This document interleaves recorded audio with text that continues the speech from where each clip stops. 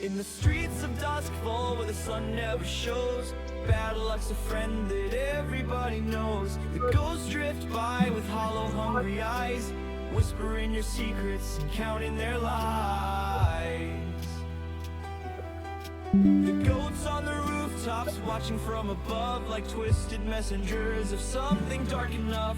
And down by the docks where the eels are fried, you eat your fill, but there's poison inside.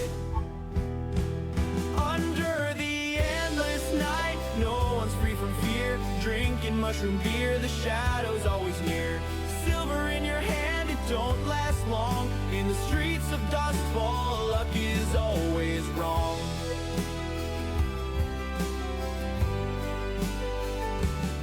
From Crow's Foot to True Hollow, the coins keep turning. Every corner you take, the darkness is burning. Bright stones, wealth shines, but it's built on bones. And at night market, you hear the desperate moans. Six Towers crumbles with ghosts in every hall, while the docks stink of fish and the city calls. Your luck runs thin like the web of a spider, and every choice you make pulls you tighter. Under the endless night, no one's free from fear. Drinking mushroom beer, the shadow's always near. Silver in your hand, it don't last long. In the streets of Duskfall, luck is always wrong.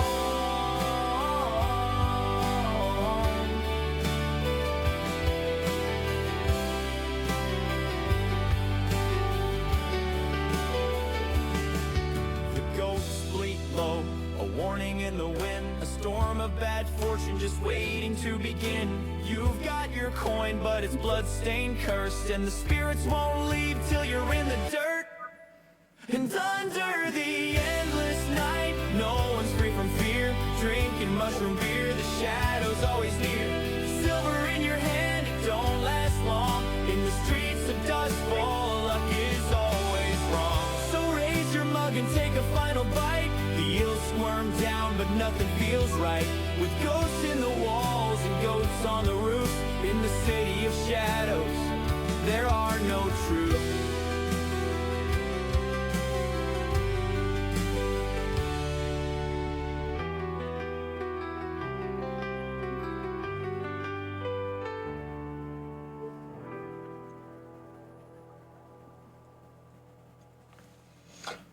Hello, hello, hello. Welcome to the fun tonight. It's Blades in the Dark on a Thursday night. Thanks for joining us on our special makeup session for this week, because we've been a couple weeks behind and don't want to lose the momentum / progress, and all of us have basically forgotten what happened last episode anyway, so we're going to be pushing forward. We should have a couple more people join us. It has just been a night full of technical issues, so, you know, at the moment we got us. But we'll get a quick recap, and honestly, the two people here are probably the most important people to have, as they were coming to some pretty serious decisions character-wise at the end of last episode.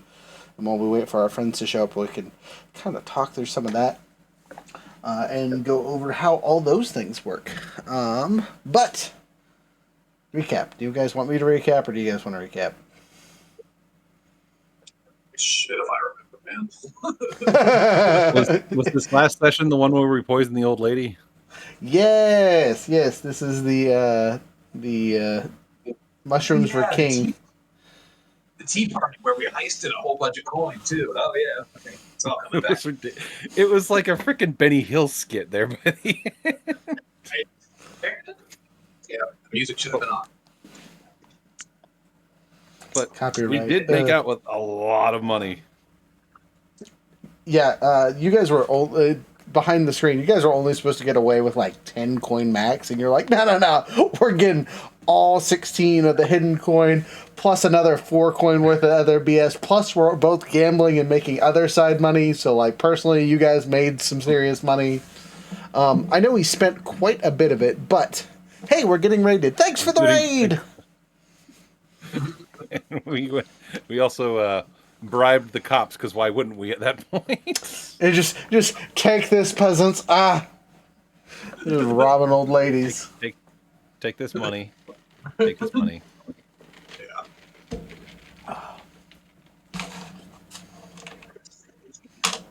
Everybody gets a piece. Say that again. I'm sorry. I said everybody gets a piece of the action. Yes, yes. Yeah, if we look at our handy dandy big sheet for the crew stuff, you guys, I believe, filled up your vault, yes? Pretty close. Yeah, it's quite a bit. Oh, right, because this is the extra stuff down here. I was like, what are you guys talking about? I don't see this. Never mind. I'm dumb. Don't mind me.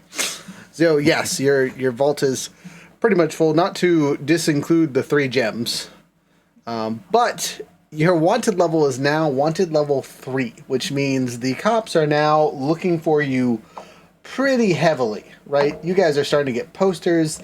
The Leviathan teeth are briefing every weekend for the gray coats, or sorry, the blue coats, not the gray coats. Gray coats are like, yeah, we like these guys. The blue coats are like, they're menaces. The lot of them, they just keep killing everybody. Bring me pictures of the Leviathan teeth. They're a menace. We post for that. Hey, we're spoiling stuff for next week. Gotta save that voice for later. Let's see here. So, yeah, we did have one big thing that we hadn't made a decision on was our special level up thing. Though it looks like you did. Okay, so you guys took one of your 2 veterans abilities. You took tough, which gives you extra trauma. As a note, right tough. What is that from? Because I feel like you guys are confusing tough with hardened. Whichever one is the one that's trauma. Okay, so there's a crew upgrade called Harden, right? And it's a 3 upgrade slot thing to get the thing for it.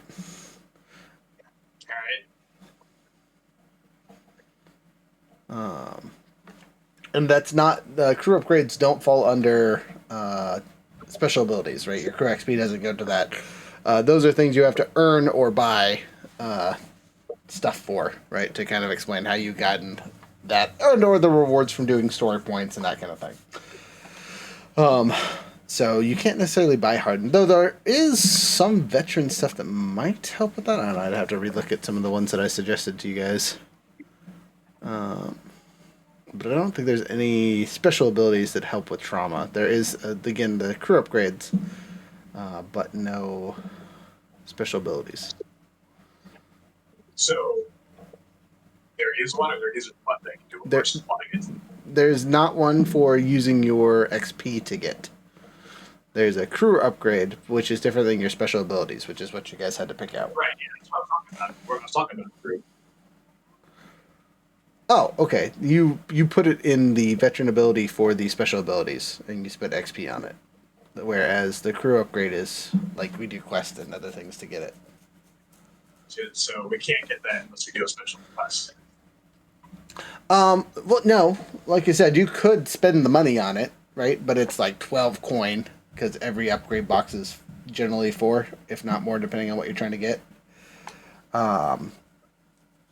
And basically, for in-character, to get the hardened thing, you guys would be buying a therapist for 12 coin. That's just a permanent on-call psychiatric help as needed kind of thing. And again, the other bit of this is stuff that you guys could get while you are training and whatnot. Crib gauges are one of those things that is its own ball of wax that isn't explained super well. There's no hard rules or whatnot, but what I've told you guys is what we're sticking with is every one of the gear upgrades that you guys can get costs 4 coins, right? So for every one of those boxes, it's 4 coins, so a total of 12 would get you the crew upgrade where everyone gets that +1 trauma. The other option is you have 3 coins, and you could spend all 3 of your gems on getting the hardened condition. And again, it would basically just pay for, would be in-universe psychiatric help. You gems to do it? It would burn your 3 gems to do it. But you would have that upgrade, and it's pretty powerful, right? It takes up 3 upgrade slots, but you get a whole extra trauma box on every character you play. So even the ones that you haven't brought into play yet will have that extra trauma box kind of thing. Alright. I'm okay with it. Yeah, I'm okay with it. Okay, so where do I mark that? Just get rid of your 3 coins, and then in crew upgrades, there's one that's called Harden. It's underneath Elite Thugs. You mean the 3 gems? What did I say? 3? Yes, 3 gems. Sorry. Yeah, the 3 gems down at the bottom. There's Harden. It's underneath Elite Thugs. Okay, and that will give you all 1 extra thing. Now, for the record, for us playing and whatnot, I don't think the game will track that there's an extra box, so you will just have to know. But yes, that applies. Okay. So that still leaves you. I'll wait. Okay, so that does leave you guys with the ability to take a special ability still from either your list or take a veteran one like we had talked about at the end of last session. It's not to say so. I don't know what we were thinking about last time. If you want to look those over really quick, I'm going to step away for just a second. Okay.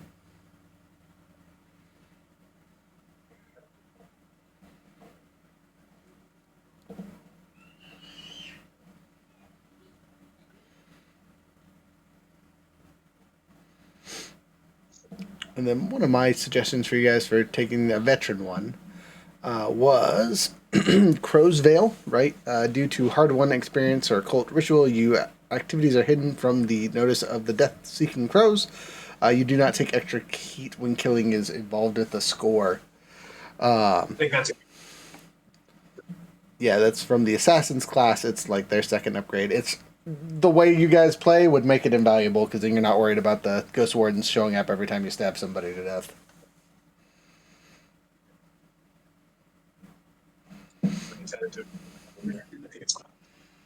And it will help with heat in the future. Wahahaha.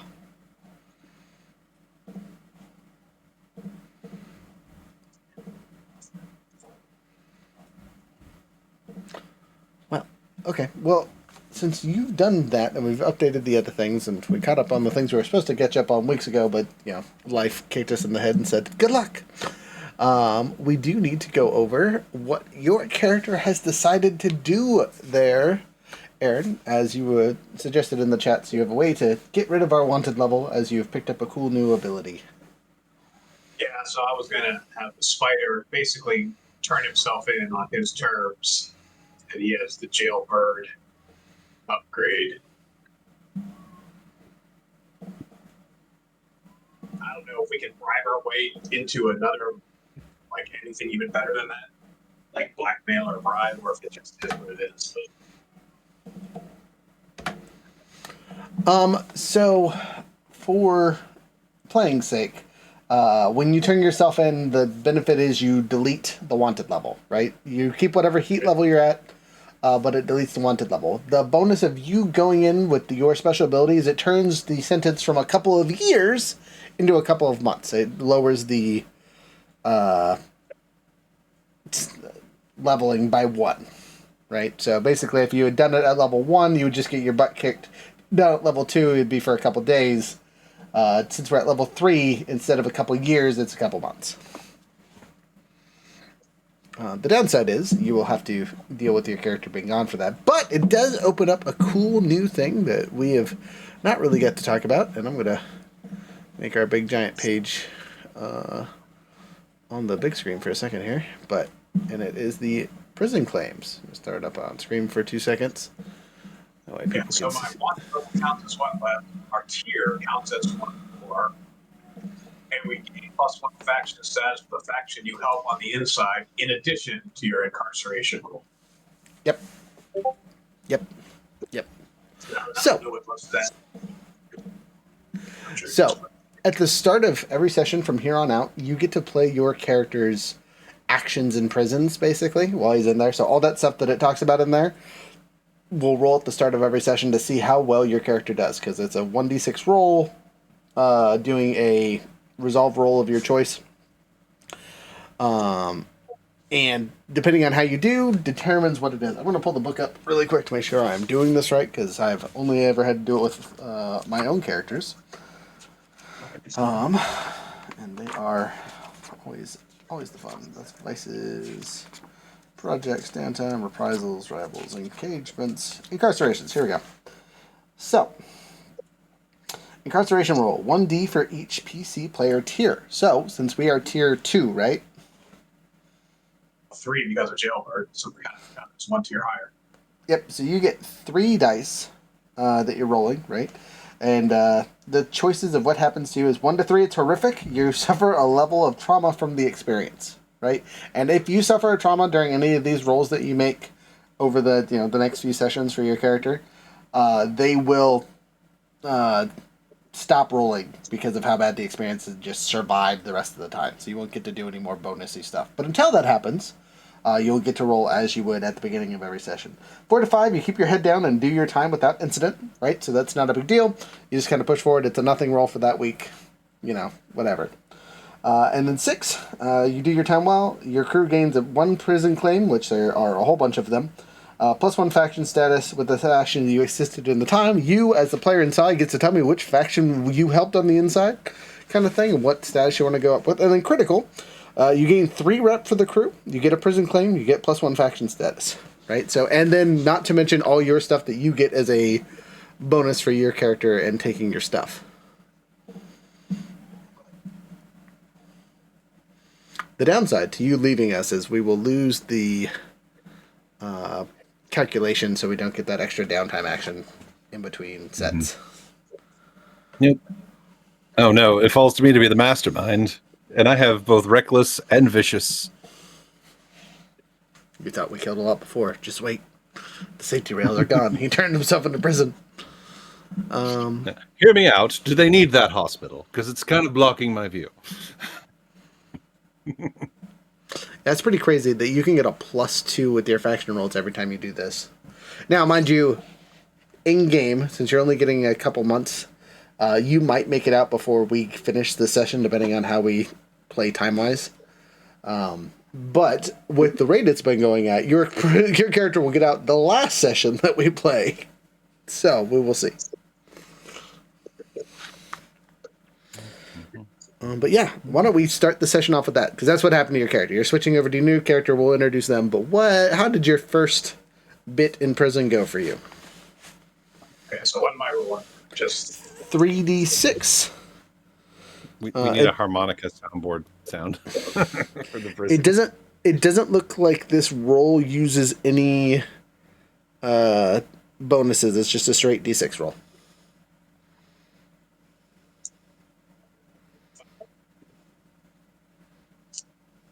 Five? Okay, well, then for this one, you keep your head down and do your time without incident. So nothing bad happens to your character this week. And you rolled 3 dice, right? Okay. Well, then we are good. Yeah, so good that you took this now, because if we made it to Wanted level 4, it was life or execution for the character. Now, mind you, with your jailbird, it also gets reduced to a couple of years, but still.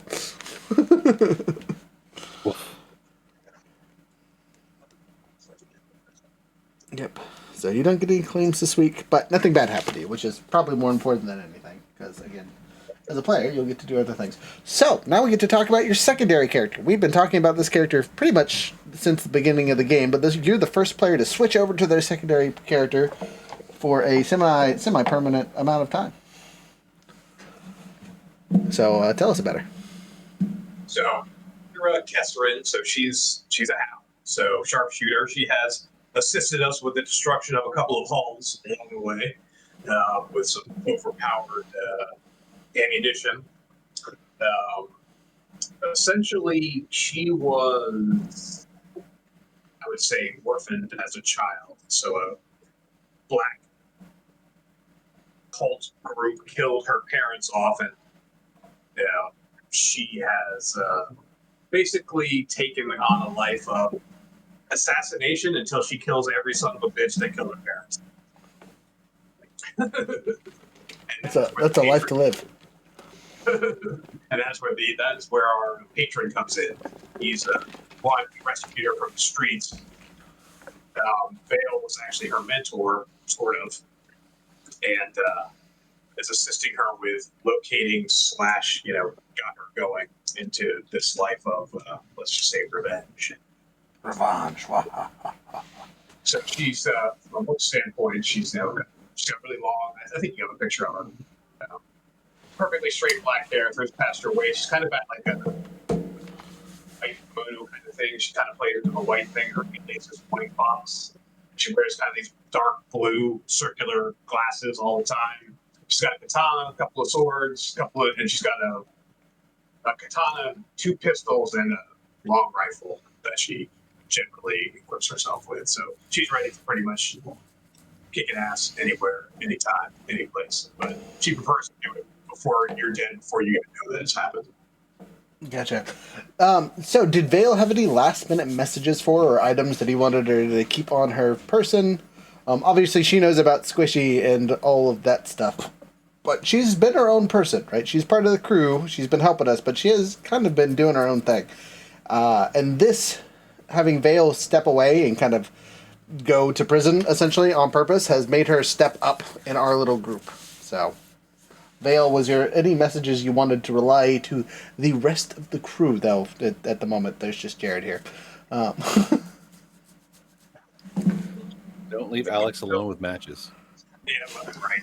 Yeah, it's like watch your guys here. They're a little bit crazy. Vincent's, he's.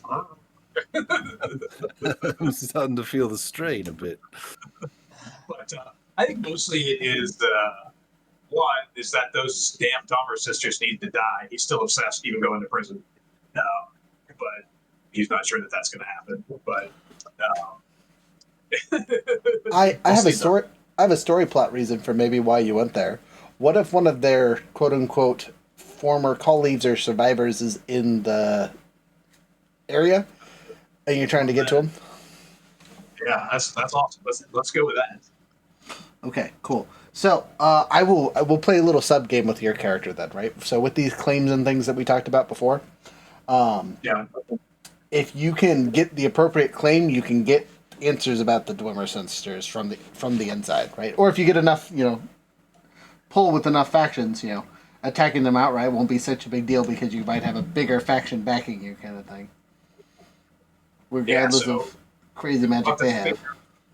Maybe I work on a really tough faction that would help us to take them up.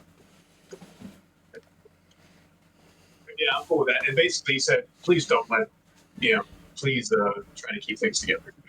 That's what you get.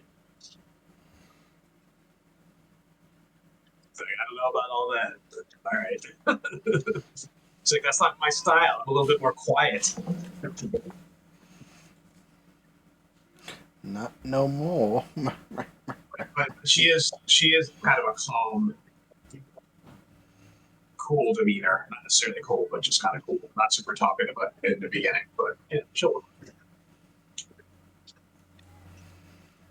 Fantastic. And I would say that at this point she's probably comfortable around the crew, right? We've been a solid crew for in-game months now. Yeah, and they know at this point the history that I kind of share is that she's really out to get people,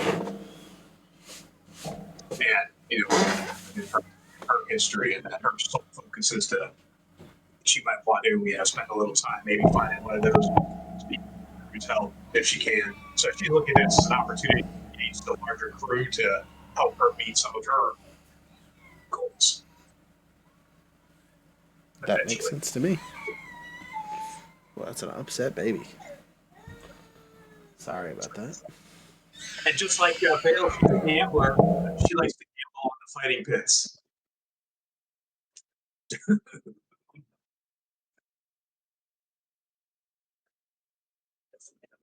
That feels appropriate, like master, like student. So, speaking of our dear upgrade, we post whatnot have been assigned a psychiatrist. The spider went into his little black log and has paid someone a considerable amount of money to keep them quiet and keep you guys feeling good. As he's been watching our dear Vincent kind of go mad as of the last few missions and things making him twitch and whatnot, he thought it might be. Did I ever get Fred out of my head? No, Fred's still there. I thought we were talking about putting him in an automaton, but I don't know if that Correct. happened. We have not finished that yet. That is on the to-do list. Someone is still building you a body for that. It is. So that'll probably be session 1 with the therapist. Well, Yeah, first right. off, you should know you're treating 2 patients right now. Mechanically, that will allow you to have another trauma. But in game wise, you get a new character friend, Dr. Dragon Connors. Dragon Connors. Dragon Connors. All right.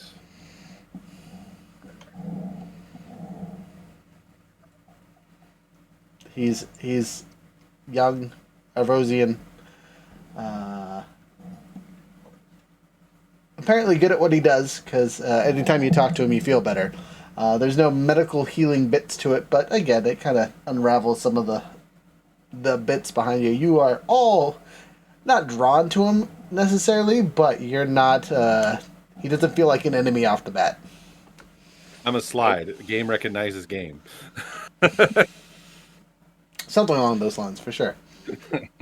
Like, oh, you're There's good nothing at wrong with me. this. I'm good. I just want to kill him. No, I'm sorry. Yeah.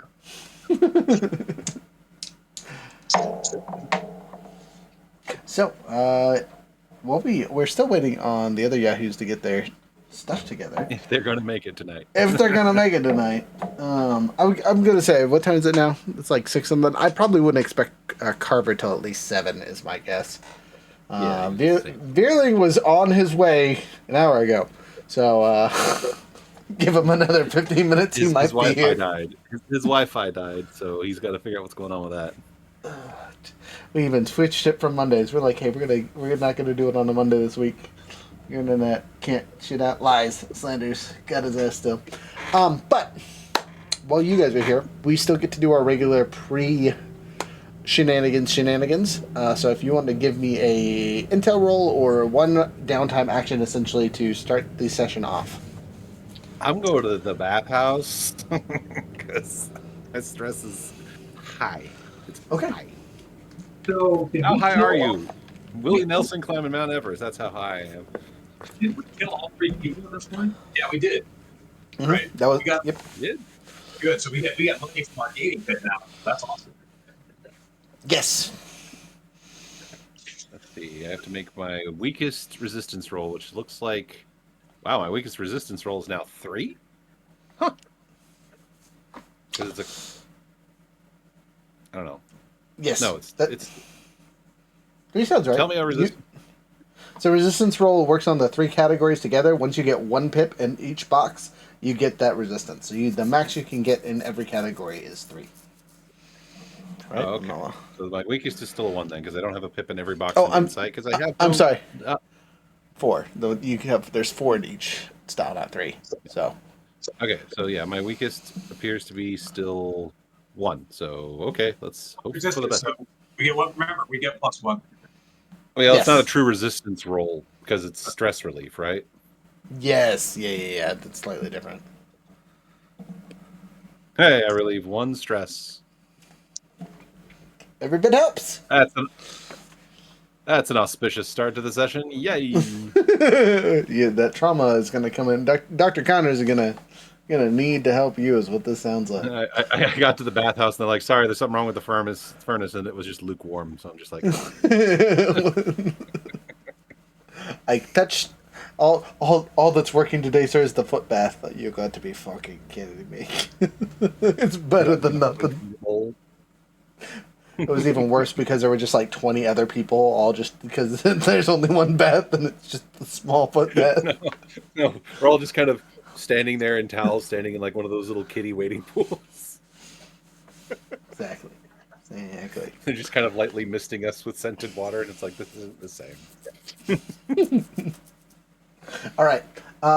Over to our sniper, our hound. No longer our spider, our hound. So what I want to do is, because she's been chomping at the bit for this, is to go out hunting for one of the people that are responsible for her parents' deaths. So she'd like to go and see if she can find one of those guys. But what I don't know is like, does she know any of these people, or does she need to try and figure out who they were? And I feel like maybe she knows a little bit, but if not, then she's probably going to want to go talk to our patron and see if he can clue her in on maybe where one of these guys is, so she can take him out. Gotcha. You will know that none of you have met the patron directly. Right? He has been working through other people pretty much the entire time. You've had letters directly from him and things like that. Like you've seen his handwriting before. You can all verify that you've gotten the same letter from at least the same handwriting kind of thing.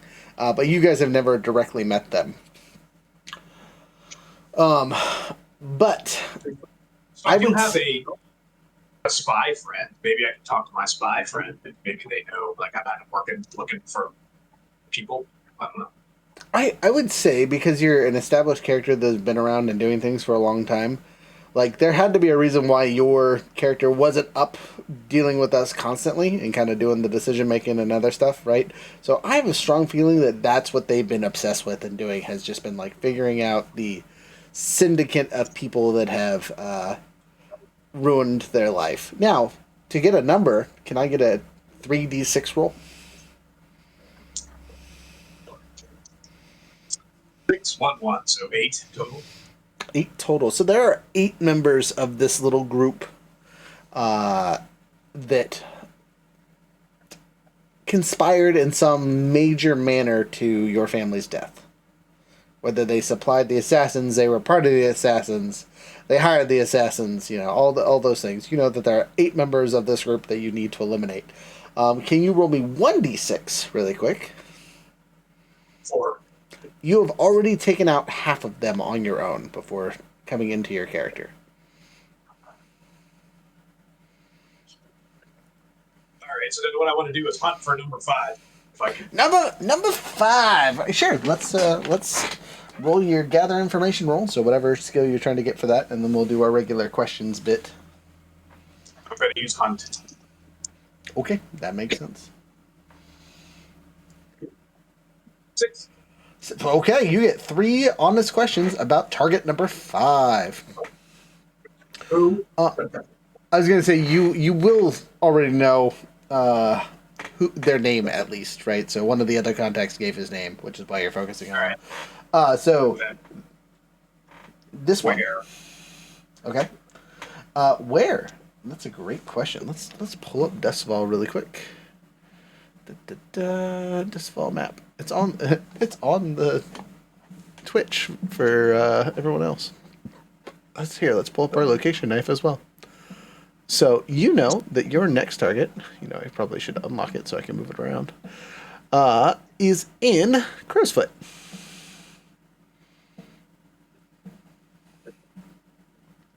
Okay. What kind of routine does he have?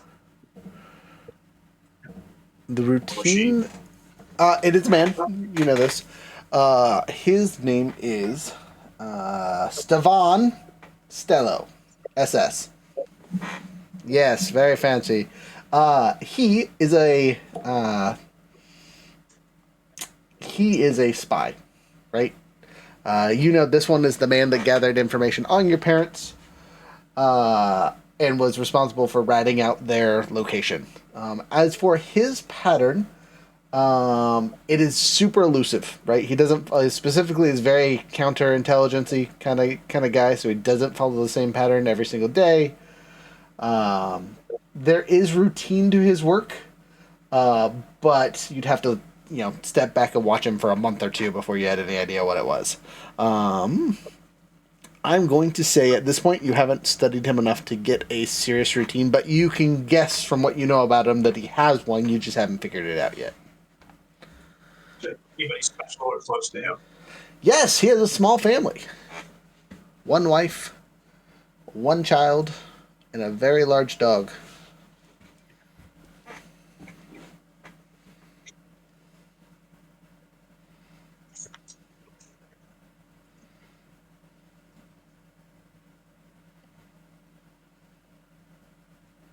I think that's all the questions, right? So, no, so I have routine, family. Oh, yeah. So then where does his family live? They also live in Crowsfoot. They all live in a small little apartment over there. You would know that if we're going to talk about his family, I'll give you this as, again, observational bits. Him and his wife seem very awkward, whereas him and his daughter seem the picture of father and daughter, right? Every time they seem they could be on a poster. They seem to be well in sync the entire time, as they do stuff and things together. This is where I think to myself, how vicious am I? Oh, by the way, we selected, while you were away, Rose Vale, which is an assassin one. I think you'll like it. Due to hard-won experience or occult ritual, your activities are hidden from the notice of the Death Seeker Crows. You don't take extra heat when killing is involved in the score. So then we tend to kill lots of people, so it's sort of our thing. Okay. Only when they deserve it, right? It do happen. It do happen with an alarming regularity. And considering 2 people on the crew have the vicious trauma. Yeah. And we do have the reputation. Okay, well, I guess I think I want to kidnap his daughter. Damn. Wild. Okay, noted. So that is your guys' downtime activities. Now we actually have to pick a job. Of our list of jobs and things to work on, you guys did have some information on the tea houses. In Night Market specifically. There are demons that are crafting tea for a growingly popular tea house. And there was something else, because you guys took out the old lady. You took out the 3 people you need to take out for the special mission. Yeah, do this. Vincent, for whatever reason, I forgot what that was about. What? Say that again? Something about Vincent? That Lenny Yellen or whatever. That's soul mark. Yes, the soul mark on Vincent. Or in this case, Fred. Yep. Yeah, I'm still contracted to find a missing person, which we have not looked into too much yet. Correct. And there's also the Dwemer sisters situation. They have a vampire on their roster. We have to figure out how to... Yeah, who we managed to royally piss off. I think we intrigued her also, but annoyed her as well. Which probably just annoys her more that she's intrigued by us. I almost died. You did almost die. And you guys all know that she's there. And, as scary as the holes that you fought before were, there's nothing on that little maid. So your chance to strike at the Dwemer sisters is narrowed by far, as you now know that you cannot strike with her around without, Sounds like you need to hire a vampire hunter. Hire a vampire hunter, indeed. Sorry, I didn't catch the first part of what you said. It sounded like you almost said Vampire Hunter D, and I'm like, well, if he's available, right? That would work. Get us out of the card quickly.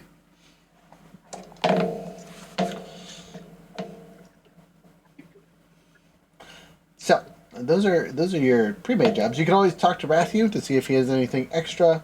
You have several contacts and friends that you could reach out for and see if they need anything done. If we look at our handy-dandy list of friends over here, you guys can always, quote-unquote always, get a job from anyone that you have a 2 or 3 with to either improve standing or just help them with things. You can also reach out to any of the zeros and offer your services. But generally, if you're going to help one crew that is a 0, you might be attacking another crew that either you don't like or you do like, and pushing them one way or the other. Also, we have the Great Cloaks and the Silver Nails as tier 2 with that we have a status of 2 with. Yes. And heck, you guys have a tier 1 with the blue coats, which is wild. All the Sorry. shenanigans we get into.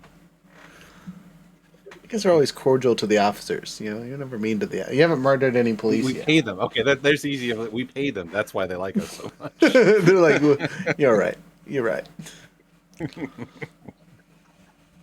We give generously to the police fund.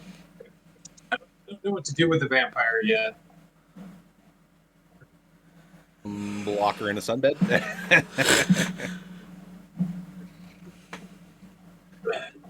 Maybe we got some vampire slaying ammunition. I don't know. Shoot her with a holy water. These are all things you could do missions for to find and get stuff about. Vincent is going to actually let Akira take point on this because, one, that is a gesture of respect for their comrade who's very graciously offered to go to jail to help take the heat off them. Even if he did it for self-interest, it's like, no, I recognize that it's not going to be a fun experience for you, so. Well, and she's like, do you want to help me kidnap a little girl? So I can kill her father? Okay, I feel like that's a step one. What's the rest of the plan, or is the plan simply just kidnap small children? Kidnap the child, hold her in a place where I can dictate where he shows up, or set up a place where like a meeting drop, and then basically I cap it. Like maybe you can be a confidence man, or act like somebody that knows something about the daughter, or you bring him to lure him to a place and I shoot his head off. What do we know about this child? Not much of anything. You haven't caught a name in your observations. You know that she is very entangled with her father's daily stuff, to the point of she can be an annoyance. But he still seems to treat her with the utmost dignity and respect, is the easiest way to describe it. Right? He is the ideal father, always there, happy to help, always talking to her. Yeah, Now, is this an actual child, or is this like an an adult actual? that behaves like a child? No. This is a literal 5 or 6 year old. And she's close with her father, so that complicates a kidnapping.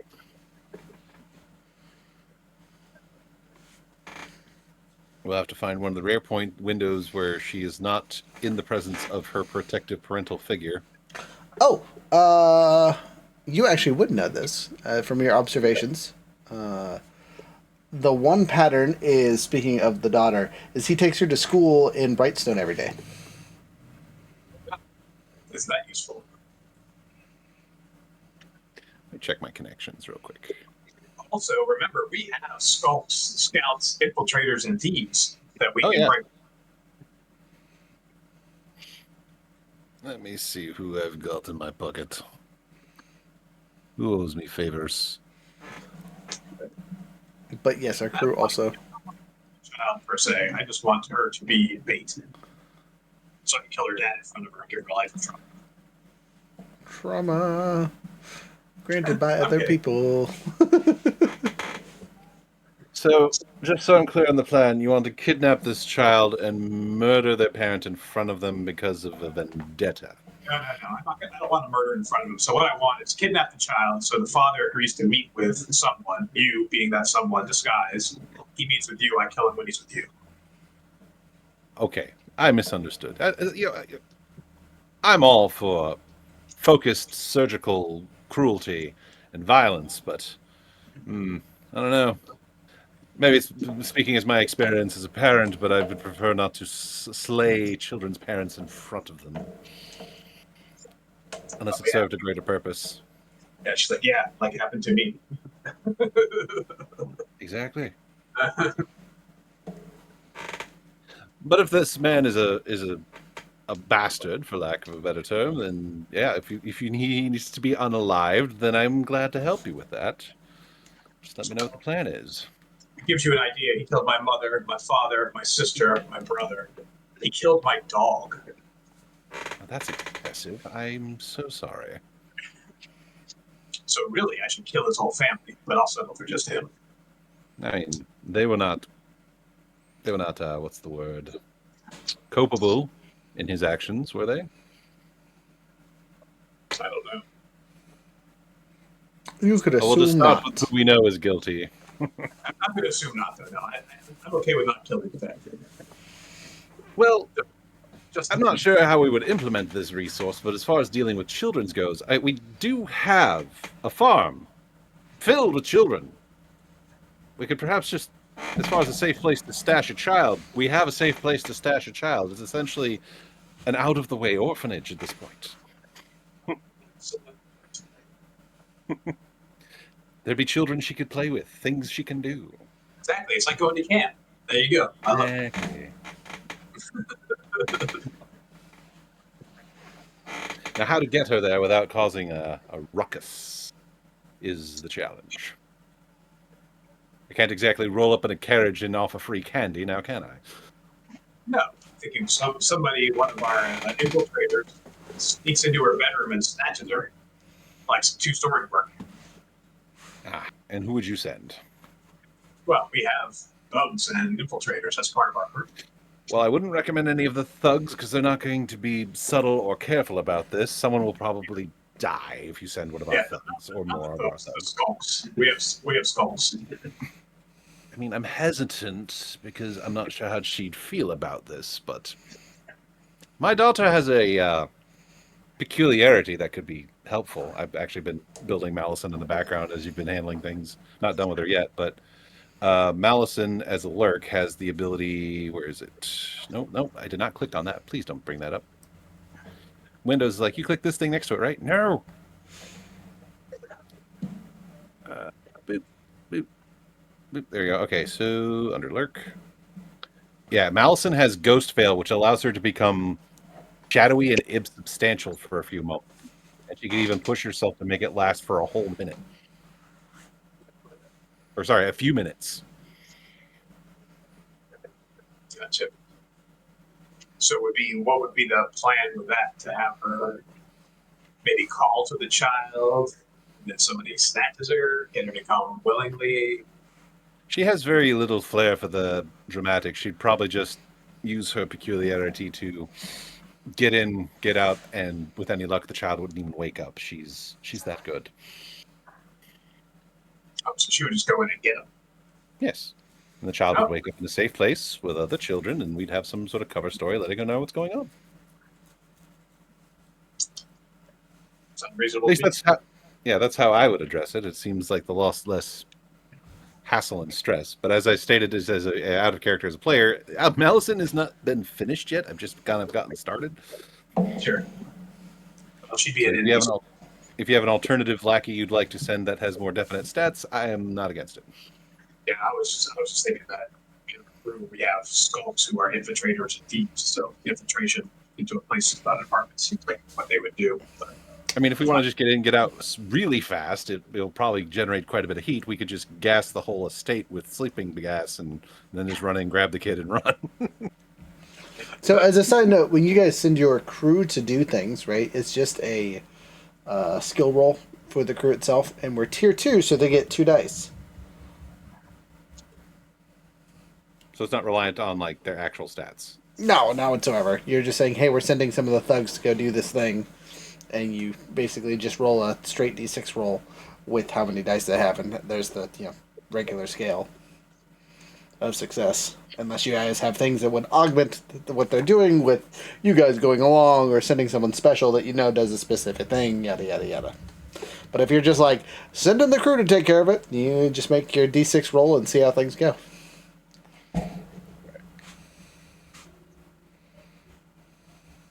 so they would get 2 d6. Like I said, hey, go kidnap the kid out of her bedroom, infiltrators. Correct. Yes. That or one of us attempts some sort of daring plan ourselves reliant on our own skills.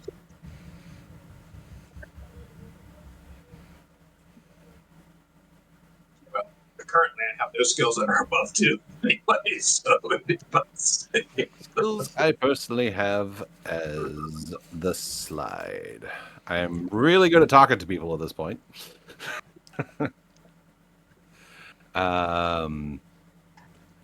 Communicate with ghosts. I don't see how that's going to be helpful. It's the mother to send her daughter to this new amazing children's camp that her family won for free.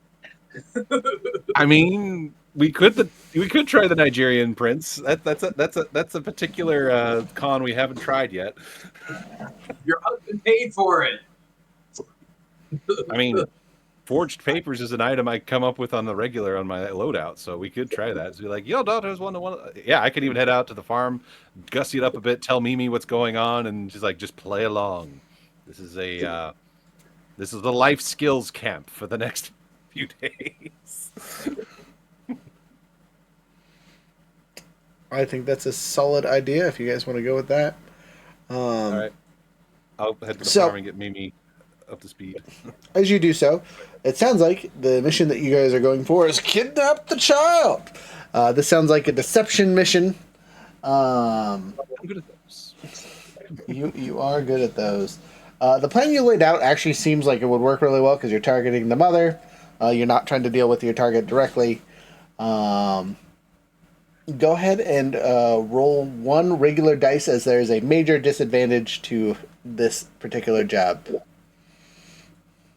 Single d6 to see how you're started the mission. 4! Okay, so you're not in a good place, you're not in a bad place. You are making risky rolls as we start this bit. So not desperate, not controlled, but risky. As you sit out in front of a spot in Crow's Foot, you are doing the raffle. So, not only are you making a little bit of extra coin, you are also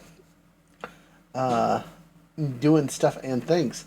So, I would like you to make... who all is going with you at the moment? It's just the two of you? Is this a two-man job so you don't overwhelm things? Or do you have the crew in the background? What's your kind of thought here? Let's see. I think we keep it just us, yeah. Yep. Let's see. Okay. He's the front man, and I'm kind of hiding somewhere in case something bad happens. Trying to remember all my different personas, like voices I got. Twilight Sneed, the cab driver. No, that's right. Twilight Sneed. Oh, lady, he was that guy. That's right. I'm remembering all my little different personas. Engelbert Swizzlestick the third. Or no, Gregis Blotton was the guy with the Cockney accent. That's right. Engelbert Swizzlestick the third Esquire was. Who was he? Or was he the old man? No, he was the old man, wasn't he? Engelbert Swizzlestick the third. Yeah, he was the old man. That's right. Do I invent a new persona, or do we go with an old man, Cockney dude, or lady? I think it needs to be salesman-ish, for sure. All right, well, we're going Gregis Blotton then. You got the Cockney accent, so we're going Cockney Carnival Barker. Perfect. Before you move on, our stealthy hound needs to make a stealth prowess check as you hide amongst the Crow's Foot buildings and whatnot. So I believe... Would that be a prowl? Would that be one to use? Yes, for sure. All right, so we're going to do some prowling. All right, so this will have excellent effect. Risky roll. 4. 4 is good, especially for it being excellent. So you find a comfy, cozy little spot that you are pretty sure that you're close enough to see things if things go bad, but also far enough away where you're not getting in the way. But as you get to your location that you're happy with, you spy on another building someone set up in a very similar position. Interesting.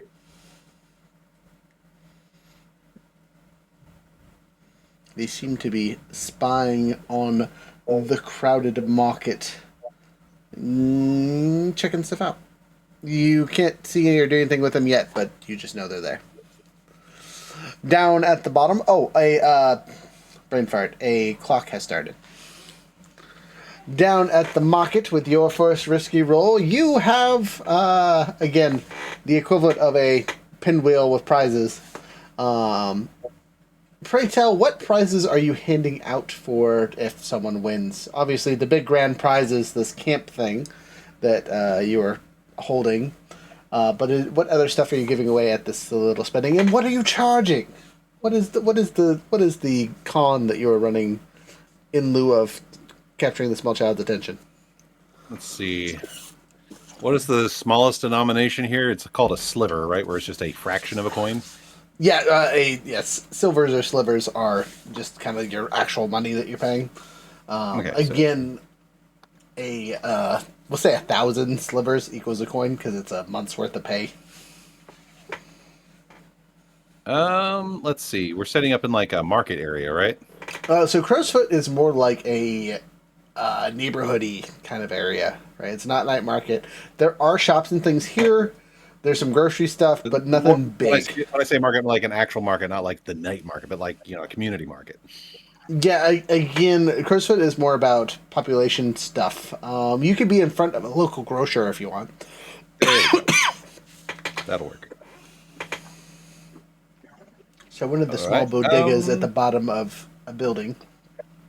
You've set Something your I can stuff easily up. acquire for very little resources. I'll be giving away just because. Why not? It's in front of the grocery store. It's basically I'm going to fill the archaic version of one of those train machines filled with stuffed toys outside a modern grocery store. I'm going to be giving away small, inexpensive toys as the normal prizes. Okay. I'm going to say you're charging, and again, you have a very simple spin the barrel, little bead pops out to see if you win or not. Because it's probably the easiest thing to just slip a winning bead into the thing comparatively to everything else.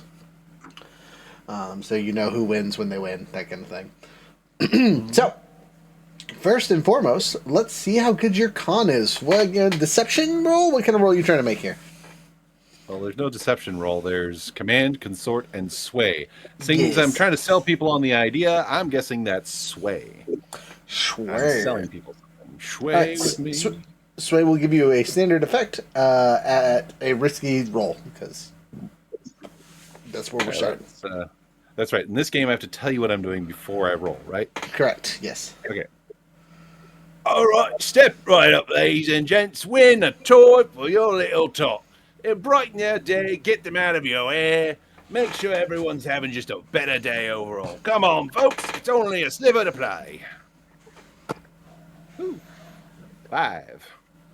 5. Okay, so it's successful. You are making good money, and you know for a fact that you've garnered the attention of several groups of people as you're giving away real stuffed animals.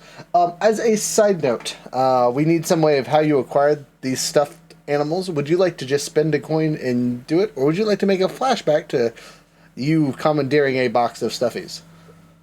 Well, considering my stress situation, I don't think a flashback is a fantastic idea on my part. So,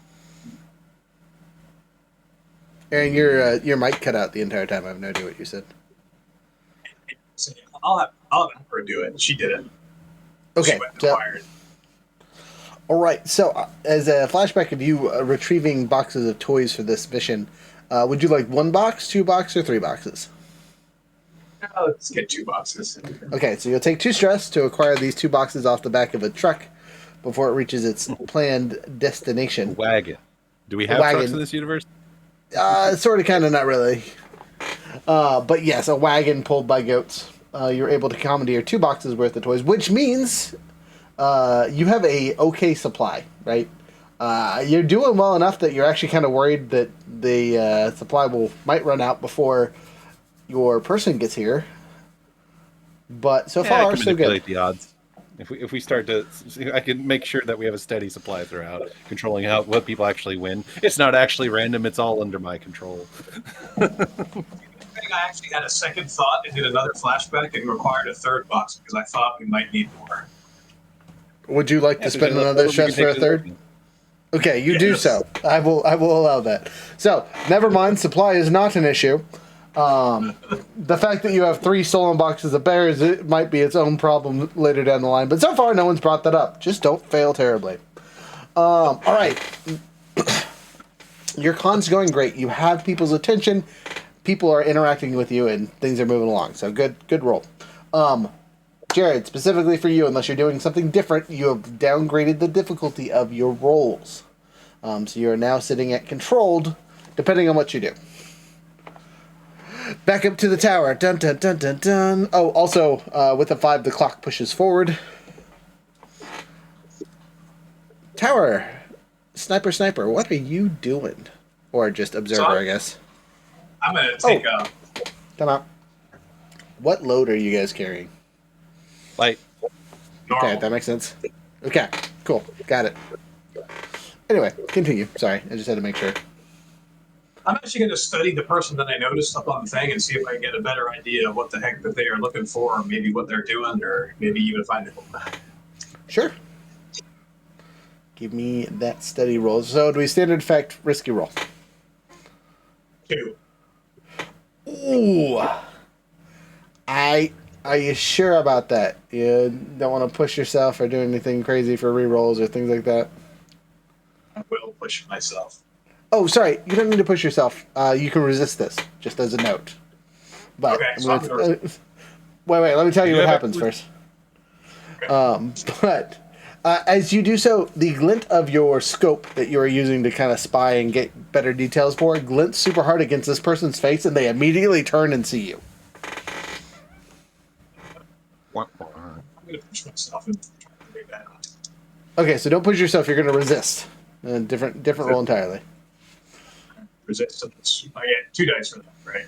Okay. So I've got it. Would it be okay? Well, I guess which attribute is it? Prowess. Well, you just made a study, right? Yeah, so it'd be insight. Okay. And I have tips and hunt and study, so I get. Do I get 2 dice? Yes, 2 dice. Plus we get an extra die. Correct. So we have 3 dice. All right, well, that's good. 6, 6, 5. So critical. Critical. That didn't happen. You take no stress. Remember how resistance works? You start at max 6 stress, and then the thing just deletes it. You take the best of your rolls. There's no critical for stuff. But no stress. So as you would have flashed this man with your scope, a bird happens to fly in front of the light and magically stops this from happening. How fortunate. Bird is your friend. Well, it was definitely a seagull. Came out of nowhere. I don't have my Fallout soundboard, so I can't do squawk sound. So, as you push forward, observation. Yeah, again, they're just covered in something that is like really hard to see through. You're just having a hard time getting a good angle at them without doing what you just did with flashing them with your scope, kind of thing. The sun is not at a good angle for you. Jumping back down to our Carney game. It is your second round of doing Carney stuff. What kind of roll are you trying to make to get the appropriate person you're trying to call over there? I guess it's still sway because, again, I'm trying to convince people of something, you know? Okay. All right. So do I spot the target? You know they are in the area, which is why you set up. You confirmed they were here before you set up your little booth. Maybe you can talk about the wonderful little gay day camp for little girls. Amazing. Children, just children. Not that we don't go gender specific. Little girls, little boys. Come on, try your what grand prizes a day, or however. No, is it? What was the time frame? Sorry. Expense paid week at the Deluxe Children's Play Camp. Hey, step right up. Grand prizes a week at a deluxe paid day camp where your children learn valuable life skills with other children in a safe, fun, but productive environment. And they're out of your hair for a whole week. You don't got to worry none.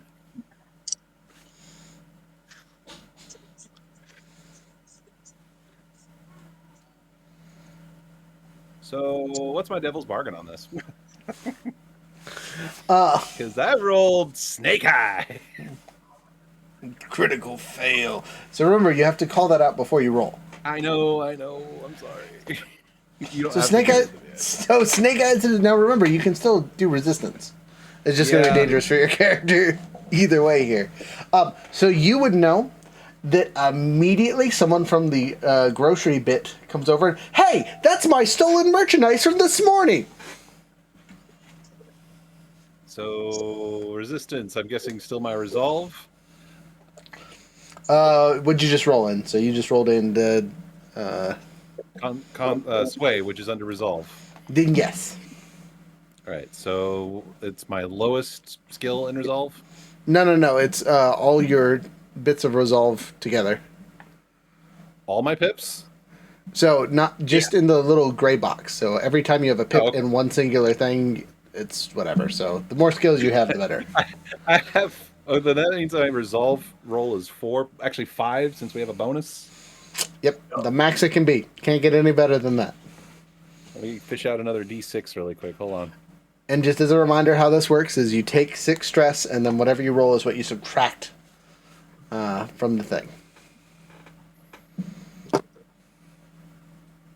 Okay, so one of these was a 6. I also rolled. Actually, I have 2 6s. So 2 6s, a 5, a 4, and a 2 for my.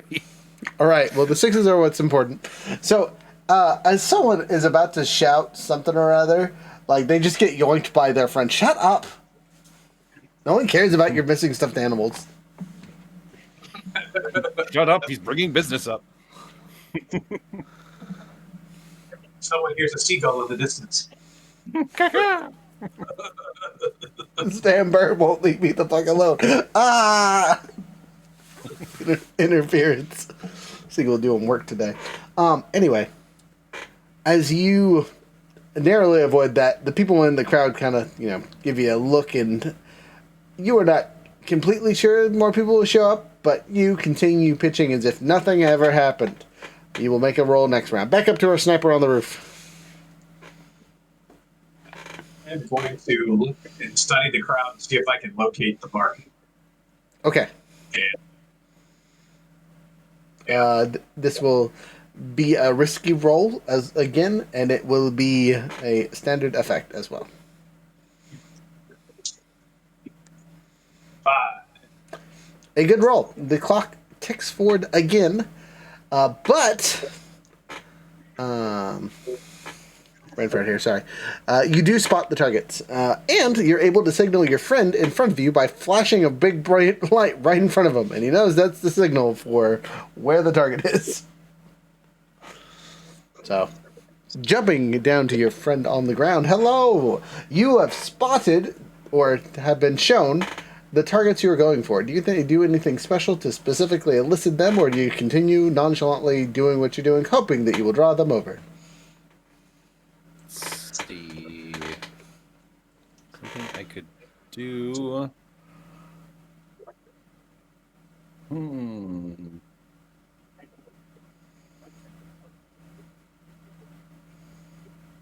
I think there's anything I could use in my loadout that would improve my chances here. Unless I could somehow make an argument for using up demolition tools, but instead of demolition tools, it's fireworks. Sparklers. I will allow that. That seems like something you could come up with and make a, not deadly amount of explosives. I feel like that'd actually probably be a pretty common sales tactic.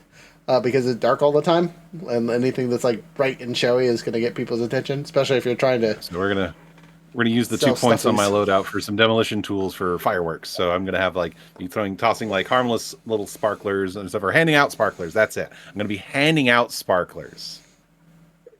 Who would like some angry incense? Anyway. All right, make your roll as you. Come on, Henry. Nobody walks away empty-handed. You come up, you have a spin. Hey, at least you got a sparkler. If you didn't, we ain't nothing. If you either get a bear or you get a sparkler, at least you have a good time either way. Come on, then. Remember, grand prizes a week at this lovely camp where your children learn some valuable life skills. And here comes the roll again. Please, no snake eyes. Okay, a 5. I can work with a 5. A 5 is good. The clock ticks down, but you are successful in your endeavors as the little girl and her mother head straight towards you. Now, I have a fun question for you. As you're going through this bit in routine, what's going on in your head? What are you talking or thinking about in your head? What is the true Vincent voice saying? Let's see. What is he thinking in this moment? Like just in general, or like as he's moving through the plan and like the wheels spinning? Whatever you think is going through your character's head.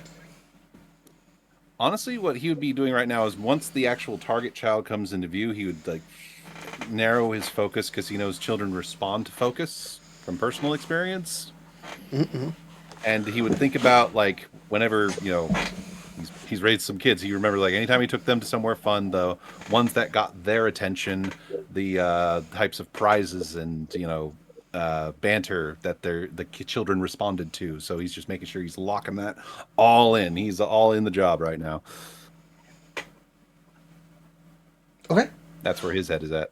That is where your head is at. As you walk up,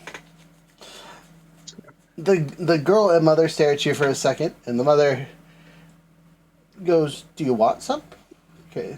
Can we just buy a bear?" Oh, you got to take a spin, but don't worry, nobody walks away empty-handed. One sliver, you get a spin. Even if you don't get a prize, you get a sparkler. But you do get a chance to win this lovely grand prize that I've been authorized to hand out today. Oh, I have the worst luck at these things. You should talk to Maybe it's your lucky day. I haven't given it out all day. You could be the lucky one. The girl seems to look up at you for a second, look over at her mother, think and go, You should do it, Mommy, for sure. Tell you what, I'll sweeten the deal. If you win the grand prize, she still gets the bear.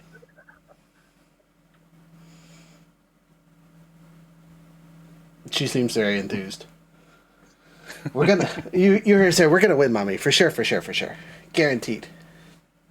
Right, Mister. You're not gonna let us lose. I'll give it my best, dear. Told you, Mommy. And she hands over the sliver. No problem.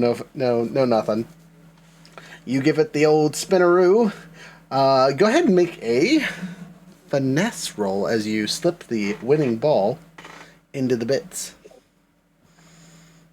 Hold on. Apparently, at one point, I accidentally clicked climbing gear. Yeah, weird. Climbing gear. That was bizarre. All right. Huzzah. So here's the fun thing. I don't have any ranks in finesse, but I do have tinker, and I am manipulating a device. I will allow it. That makes sense to me. I'm going to go ahead and take the 2 stress. Is it 2 stress to push? Yes.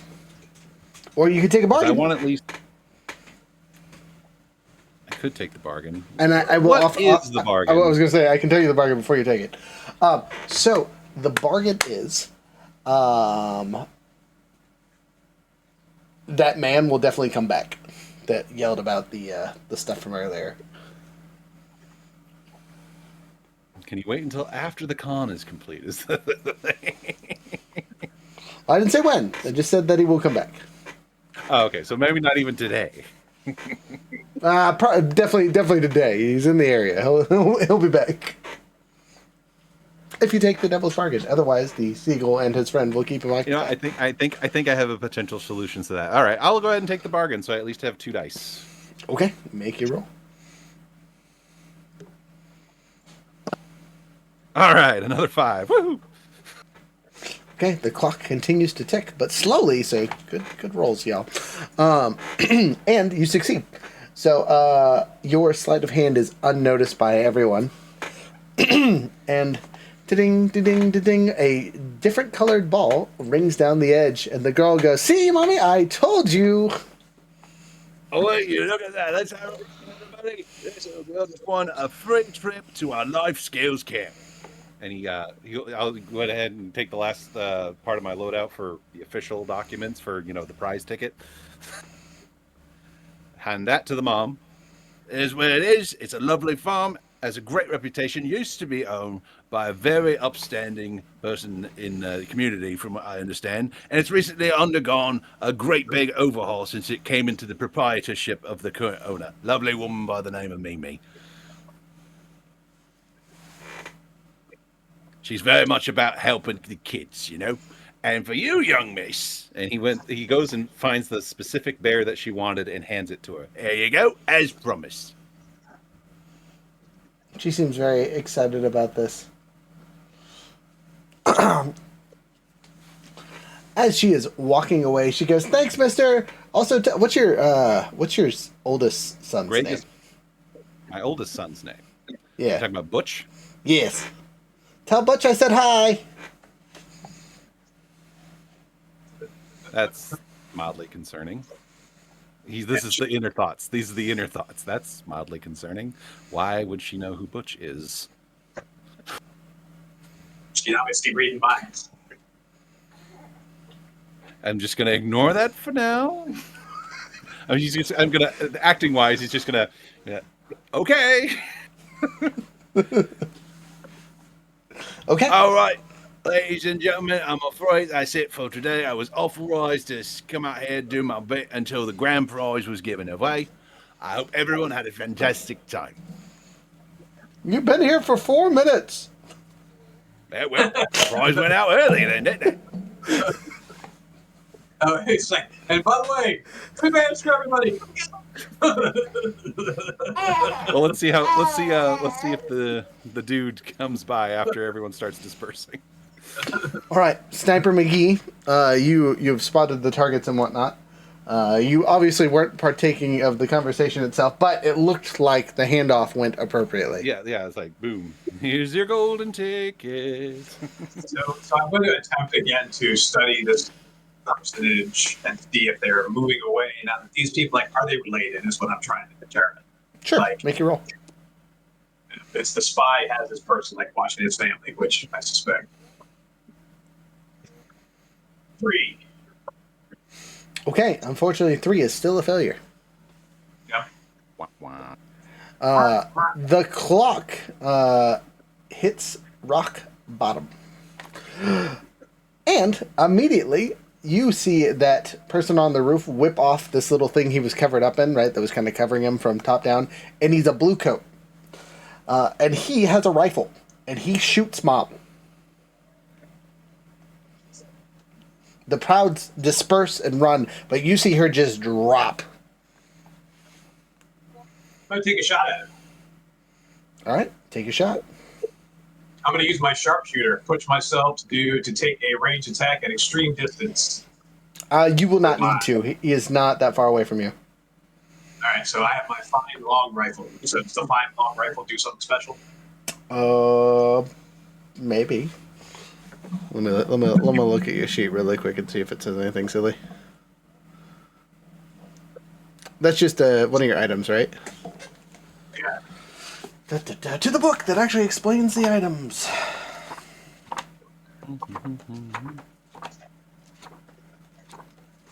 Sorry, gotta get to our hound here. Hound, here we go. Hound items. Fine long rifle. Long rifles are usually deadly at long range, unwieldy in close quarters. So basically, it just allows you to shoot things at long range.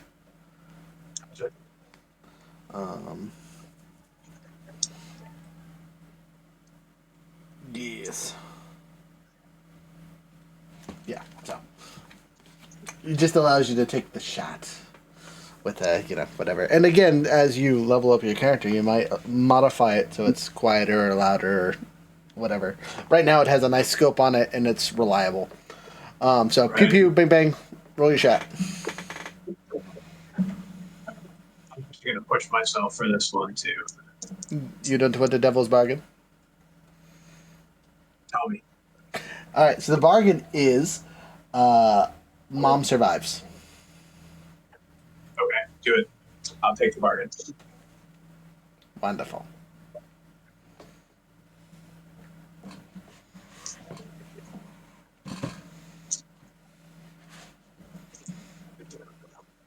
Four, 4, and 4. So 4. Boris, that's still a success. But it's not as good as it could be. So the bad thing that happens to you is he will get to make a shot back as he sees your location. So you revealed yourself.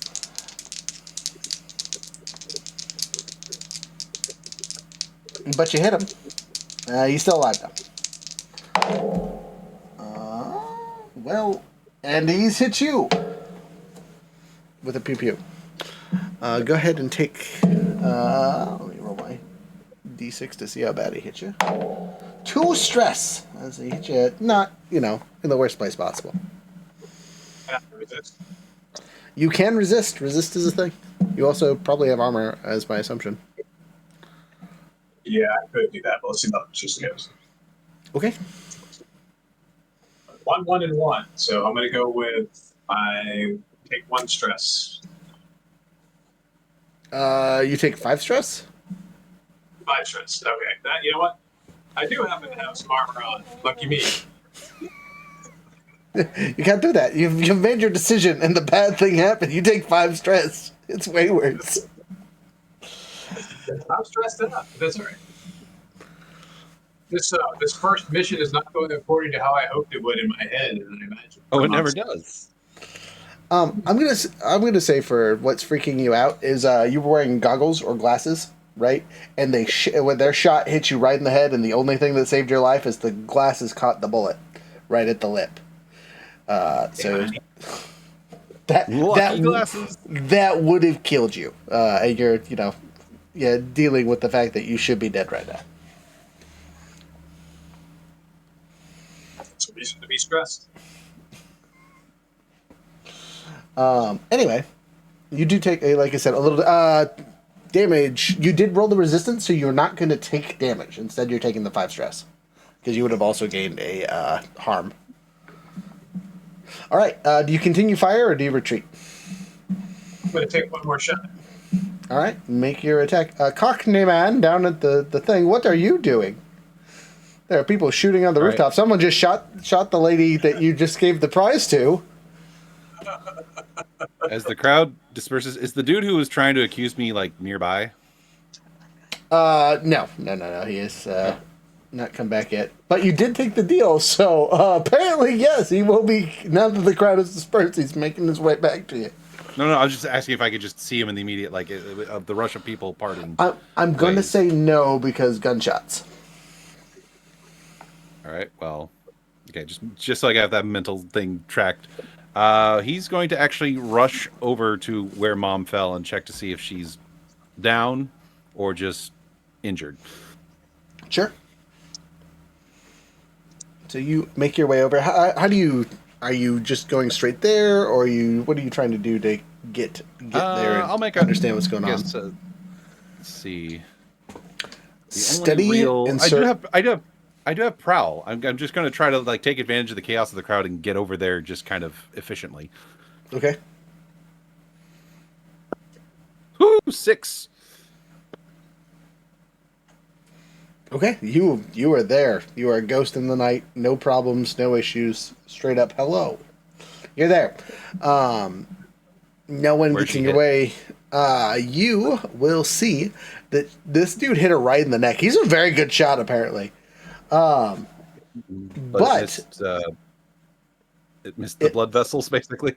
No, what it looks like is he didn't fire a steel bullet for this first one. What did he hit her with? He hit her with a ghost stun weapon. To regular humans, it works like a tranquilizer. Okay, so she's just knocked out? It seems to be.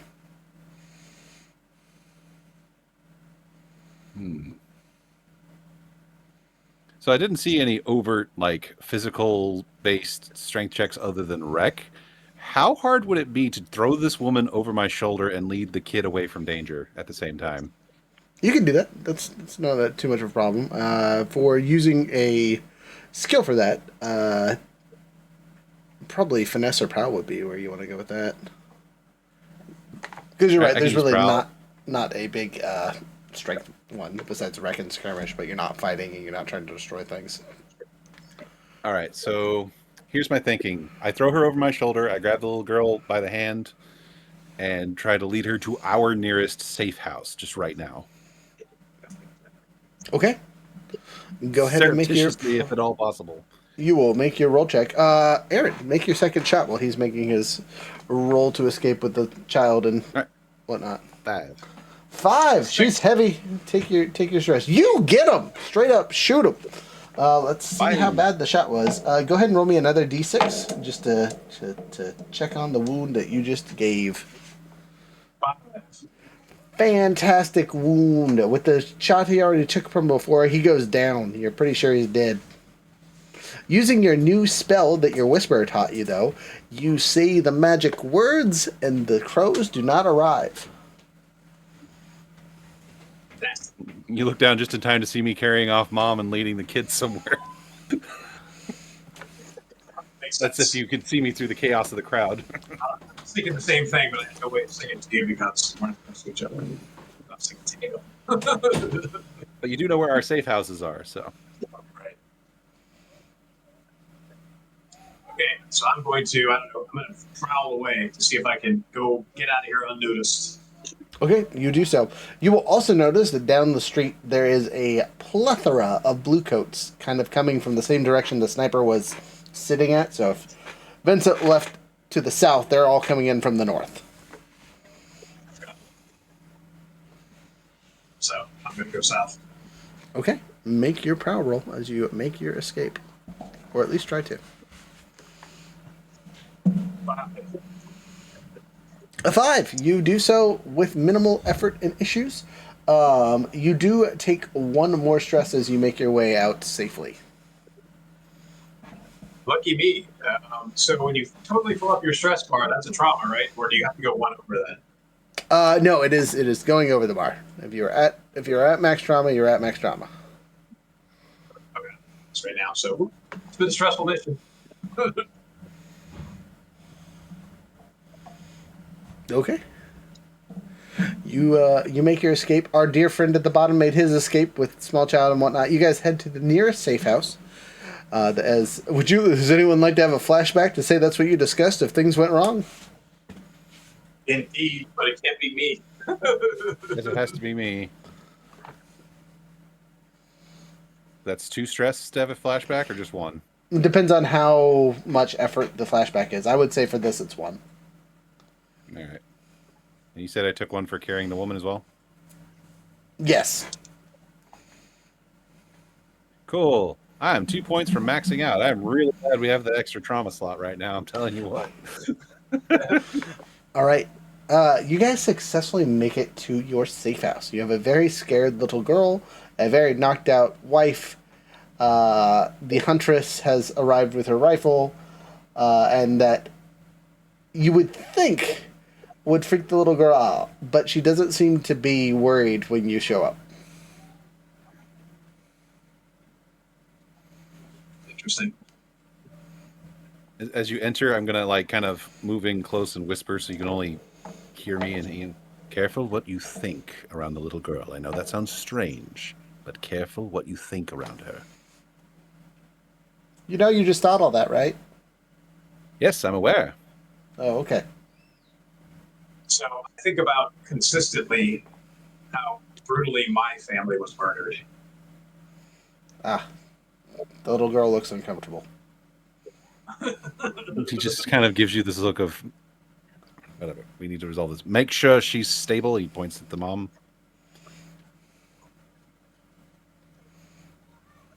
So at this point, he figures, if she can read his thoughts, there's no points in keeping the disguise. So he starts to kind of peel off the makeup and the prosthetics. Like, so I assume you knew that I was playing a character. What the heck, mister? It was a costume, dear. I was playing a character. Oh, well, that explains why your voice changes. Yes. But right now is not the time for costumes and characters. Obviously, there's great danger about. Do you perhaps know anything Are about you why guys this happened? spies? Yes. They just Did you rolls just- right at it. Yeah. Did you just lie to the psychic? I can attempt to sway. I mean, it's not untrue. We are very, very much, That's very much you know that is a lie. You just took what you said. Yeah, I can roll with that. It's 100% what you went with your head.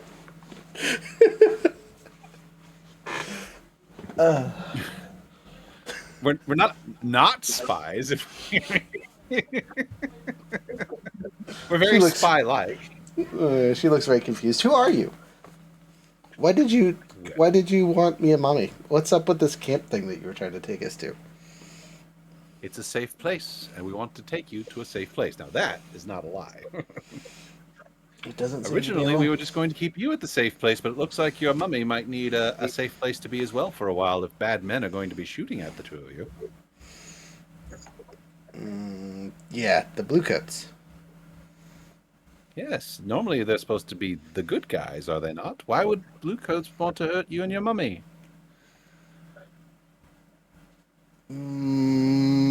Mummy's job is dangerous. What does your mummy do? I can't say. I'm guessing you'd require some sort of roll to convince her. You could try, but this seems to be very, very adamant. This is not something she was willing to share. All right. Well, okay, so, all right, your mother does something secret and she does something dangerous. I will trust your words, lass. But we still need to get the two of you somewhere safe. Daddy has hiding spots. He's Yes, got lots but of I'm friends. guessing. Yes, but here's the problem, dear. The bad men trying to hurt you might know about your daddy's hiding spots. They don't know about ours. Who are you? My name is. What do I call myself? People call me Scorpio. That's also not a lie. People call me Scorpio. As you are being guarded with your thoughts, I'm going to need you to do your best to not slip up here. And I need you to make a resolve check. As you are trying to balance this in your mind. You are Resolve? doing... My resolve is phenomenal. So Yes, yeah. So this is actually a command amongst yourself, right? You are making sure that you are keeping your own thoughts in check. Woo! There's 2 6s in this bunch. You critically succeed. You're pretty sure, for the most part, My your mind thoughts is are a going to be guarded. steel trap. You are good to go. Yeah, unless you physically slip up while you're talking, I will assume that your mind does not betray you. If I can somehow feel anytime she's probing around in there, anytime she's getting somewhere I don't want to be, I just change the channel to Fred and confuse her. Fred's probably actually your issue. Fred's over there just remember his name is fucking Vincent. Blah, blah, blah. Anyway.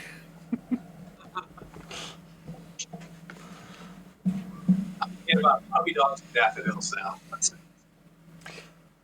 So as you think about these things, she goes, "Do you have a dog?" I just look at it and I just nod. I don't say anything.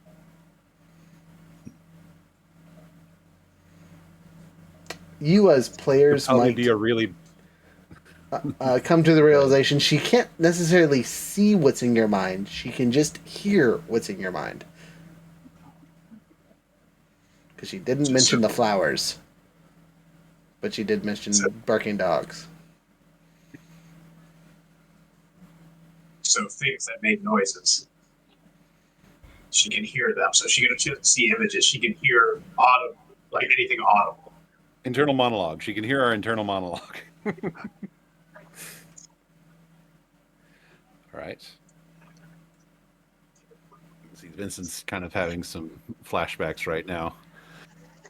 So, for context, how Vincent came into custody of the 3 that he adopted, their mother was a dangerous whisperer who was taken into custody, and they ended up as street urchins.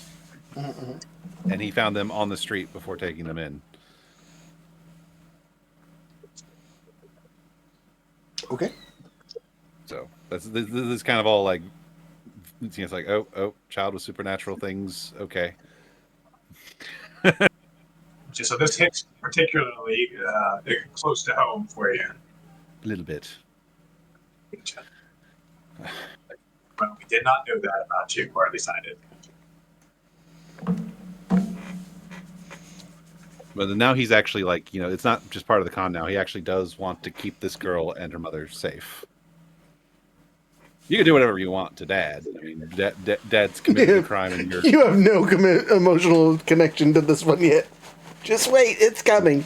You're gonna hate killing this man. I guarantee it. So... Well, first we got to get these people somewhere safe, which means we're calling in all the help. It's like, yeah, these people are already being shot at. We need backup. Okay. You call your gang and the other members who are not currently actually here. I'm at least calling my daughter. Yeah, I think we should bring our thumbs and all the infiltrators here. I mean, something I do remember from last session, his sons are currently at the farm because they both screwed up. Correct. Yes.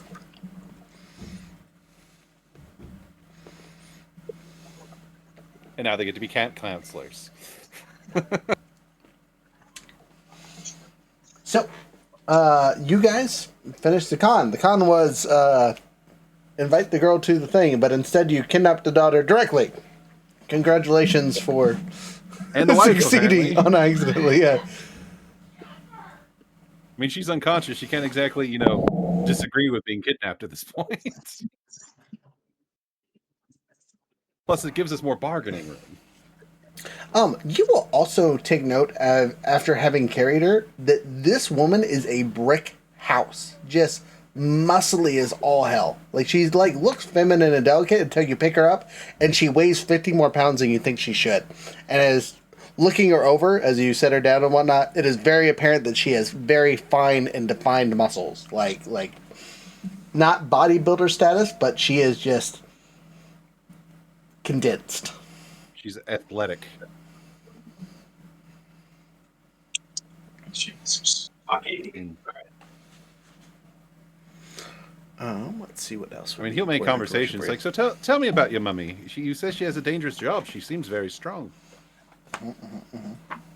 What can you tell me about your mummy? She's a terrible cook. Yes, I've had to suffer terrible cooks. It's no fun, being the guy who's all about luxury and all that. But anyway, she loves Daddy. Oh.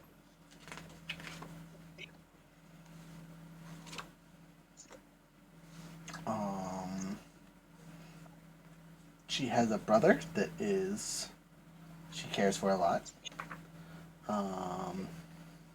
She loves her dog.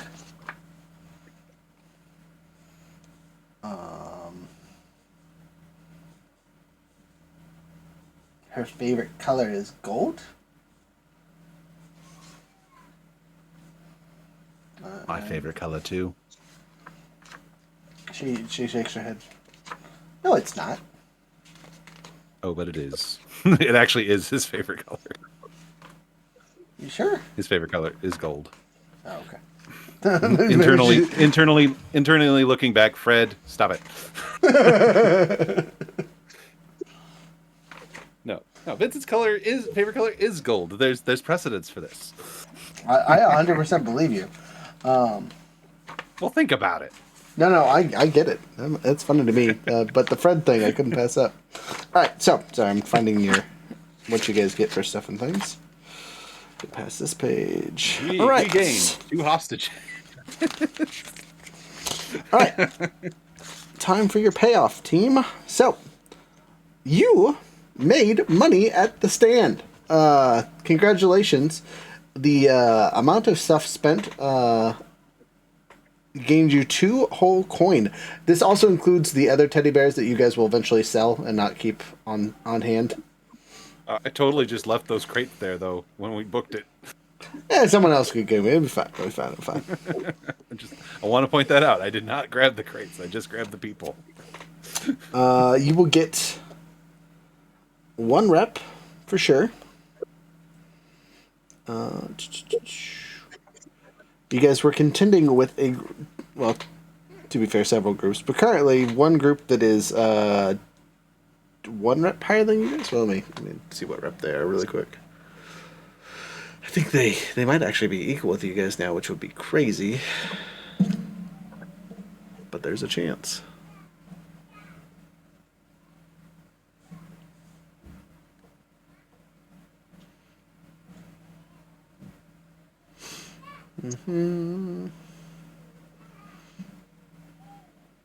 They're a T3, so they're 1 tier above you guys. So you actually get 3 rep. You got your coin from selling your stuff and doing your things. Heat! There's lots of heat. You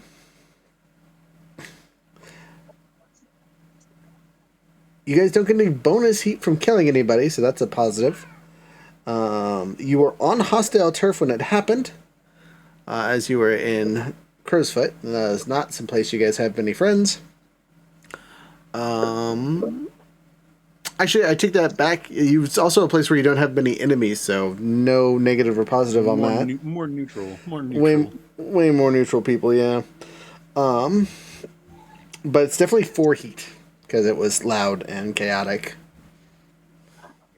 Whether that's your fault or not. But yeah, you don't get the. We do have enough rep and turf to cheer up. Do you have the money? Money.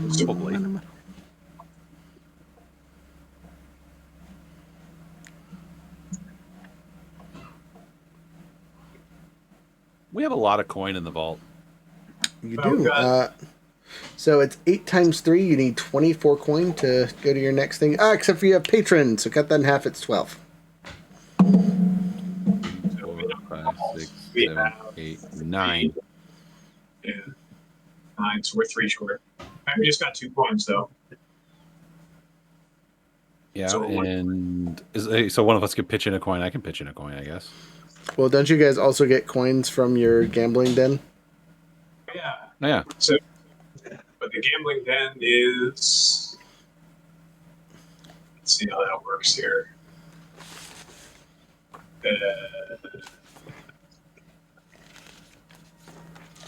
Tier roll minus heat equals coin in downtime. Okay.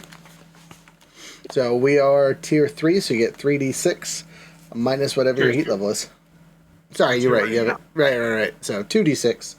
Take the higher of the 2 and then subtract your heat. Well, I rolled 6, so minus 4, so we get 2 coins. So close. So close.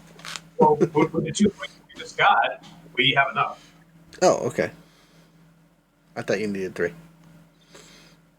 1, 2, 3, 5, 6, 7, 8, 9, 10, 11, 12. We have 1 coin extra. Okay. Would you guys like to tier up after my engagement stuff is all settled out? Sure. Okay. So, you guys will be a weak tier 3. All right. How much total heat are you guys at? I know you at least took 5, so you're probably at... Oh, wait, you knocked it out. So this was the first bit. So this is 4. All right, cool. Let's go.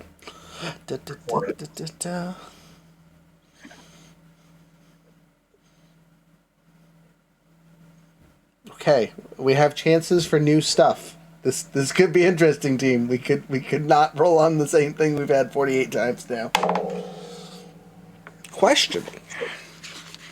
Or gang trouble, but I'm skipping gang trouble because we've had that 48 times.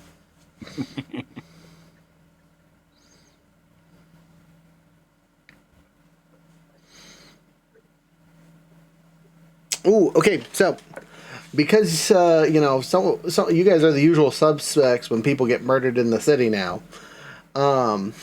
Someone in your crew gets yoinked. I'm gonna say they actually went to the farm and yoinked Bush again because he is their favorite person to question. He is a rather violent person. So, with that, you guys have a choice here. You can bribe the blue coats with 2 coin, which you guys won't have because you spent it basically. Or we gain some extra heat, depending on what I roll.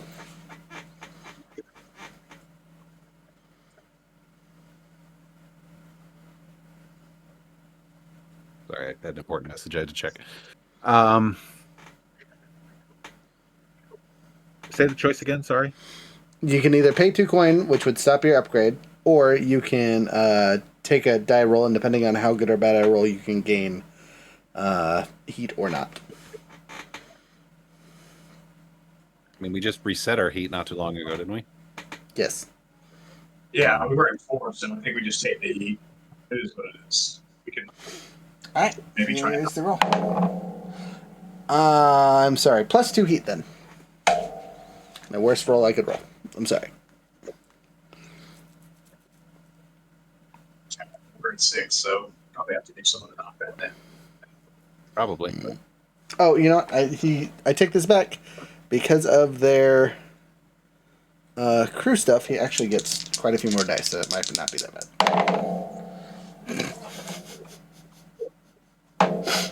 I rolled 1s and 2s. Never mind. He squealed like a bird. They're bringing some girl here. Man. Stop tickling me with the feathers. You know I hate the feathers. Ah.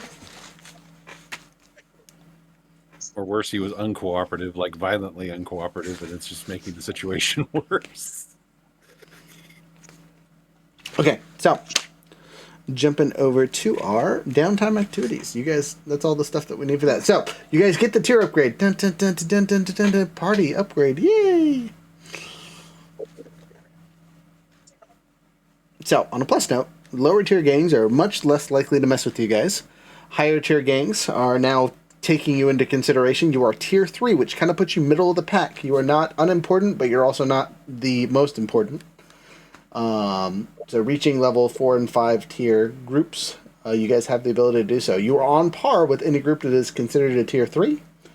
And you will have a pretty big recruitment bonus, as tier 3 gangs have quite a bit more people, if I remember.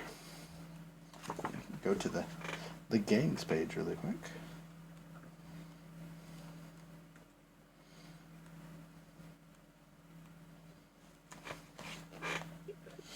Alright, so that's making a gang. How many people are in a gang?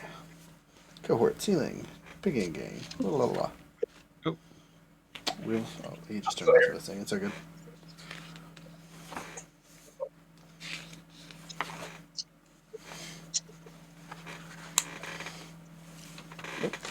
Oh no, I needed that for later. Alright, sorry, I gotta go back to the end of the thing. I know I've looked at this before. I want to say you guys can get up to 40 members now for your crew. But I could be wrong, so I'm gonna make sure I got that right. Alright, so I'm not quite page 100. This is it. I was in the right spot. Gosh dang it.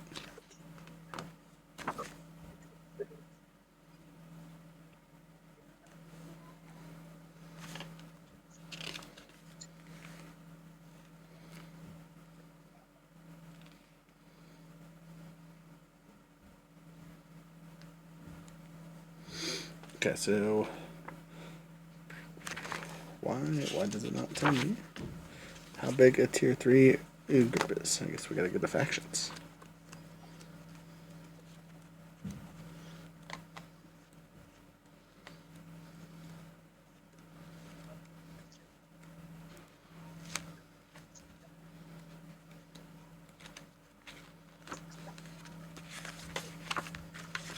Sorry about this, y'all.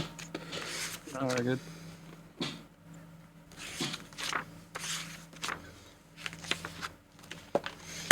Looking through here, trying to find To a the list of Google real quick. vice purveyors again. Important. Yeah. There you go, So vice you're- purveyors.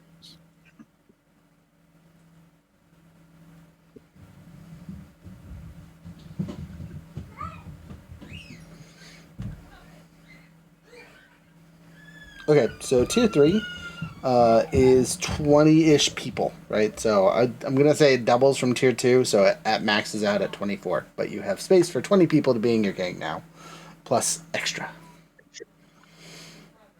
We'll say it like this, 20 people plus you guys.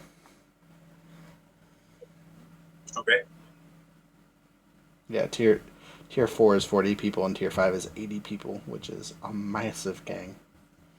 Which is funny to think about because the Bluecoats are technically a tier 3 gang, so there's only 24 cops in the city. That's a lie. They're a tier 3 gang because there's 24 people That's just in a corrupt every cop. There's 24 people in every district. Would make way more sense. And even that isn't that many people. That's only like what 140 cops for the entire city, which is whatever. Anyway, so with that, you guys doing your stuff and your things. Do you do anything with Mom, or do you kind of just let her wake up on her own in a few hours once you move back to another safe house? Yeah, taking her all the way to the farm. Right, yeah. Once you get to the farm, do you let her just be free and do her own thing, or do you tie her up, or what's the thought here? I'll wait for her to wake up. I'm not going to tie her up. We'll put her in one of the beds. I'm assuming we've done some work on the farm since the skirmish. Yes, Or at least Mimi the has people there have at least done a little bit. fixed a wall or two. Removed Maybe the take torture down her room. torture room. Yeah, exactly. No. Okay. I can sit with the wife if you don't want to deal with her. Akira. I was gonna say that's a question for the Hound.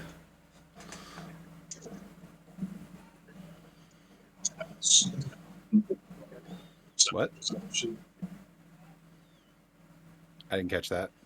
What was the question? Sorry, I was reading. Do you want me to deal with the wife as far as like talking to her and all that, or do you want to be in on that, or do you want to go to be doing other things? Well, so I mean, I'm obviously most interested in her husband, but it'd be interesting to know what Luke could for trying to offer. All right, so you want to be at least nearby and be able to listen in.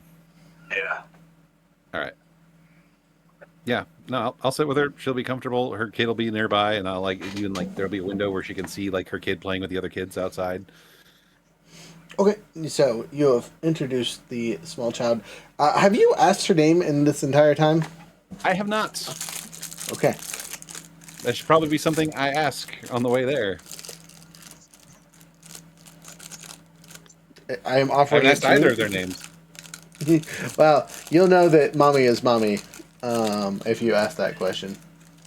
Well, but what is even the target saying? Like the person you're trying to get vengeance on? What is this dude's name? Stevenson Stello.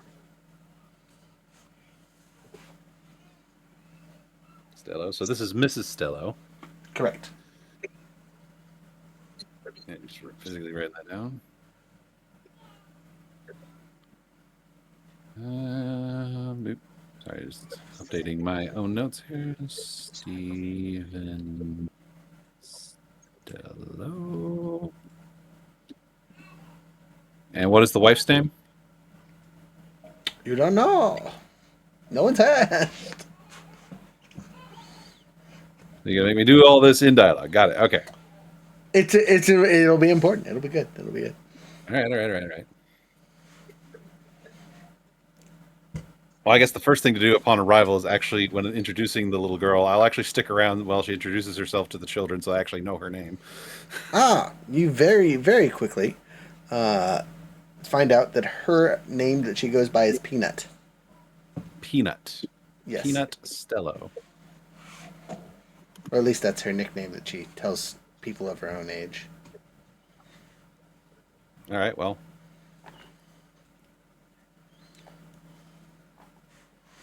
Just updating my notes. All right, once she's, off playing with the kids, I'll take mom up to a room, get her comfortable, and just wait for her to wake up. Okay, you do so. And as you are sitting there waiting, she wakes up with the quickness. I need you to make some kind of reaction roll to not get decked immediately.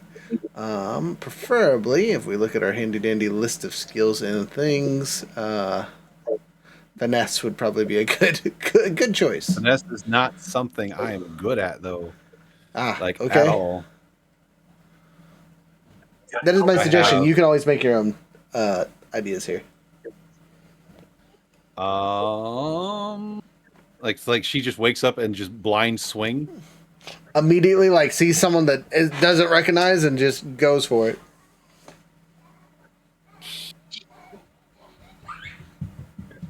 Since she was lying there for a bit, I would have is it like the moment she hits the bed, she wakes up and tries to smack me, or like It was a couple seconds, enough for you to kind of relax and you're just waiting for her to wake up at this point. You're kind of just sitting over the bed, hand on your face kind of moment.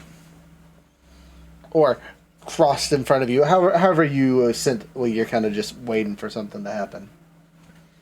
you would have sat in a chair off the bed, so that she could sit up and sit across from him.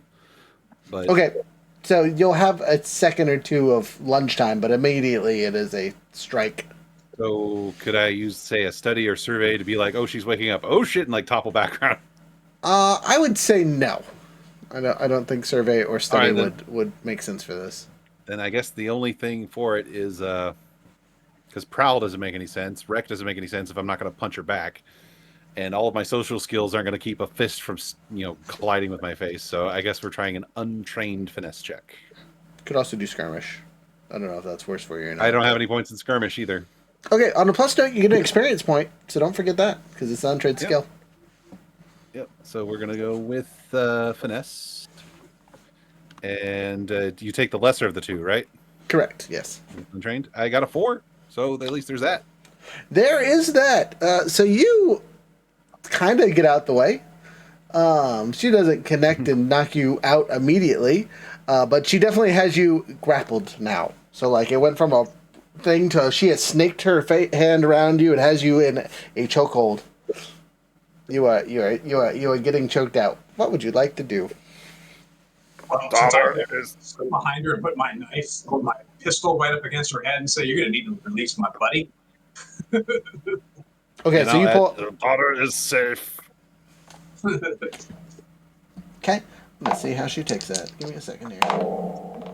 Well enough. Okay, so she releases you enough to where you can breathe, but you are she's still staked around you, pretty close. I'll look at Akira and give her the look of like you can lower the gun. It's fine.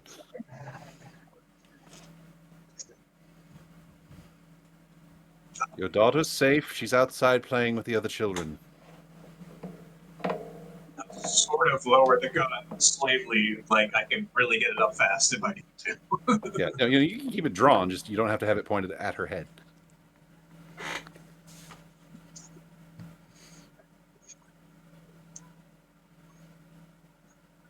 That's her response, just standing there stoically as I tell her daughter's safe. She seems very flight or flighty currently. You guys you're dealing with a wounded animal situation. So maybe try to sway her or something to calm down. Yep. You're not in any danger. Neither is your daughter. You're safe. The blue coats were trying Got a to 5 on a sway. get you. We saved you.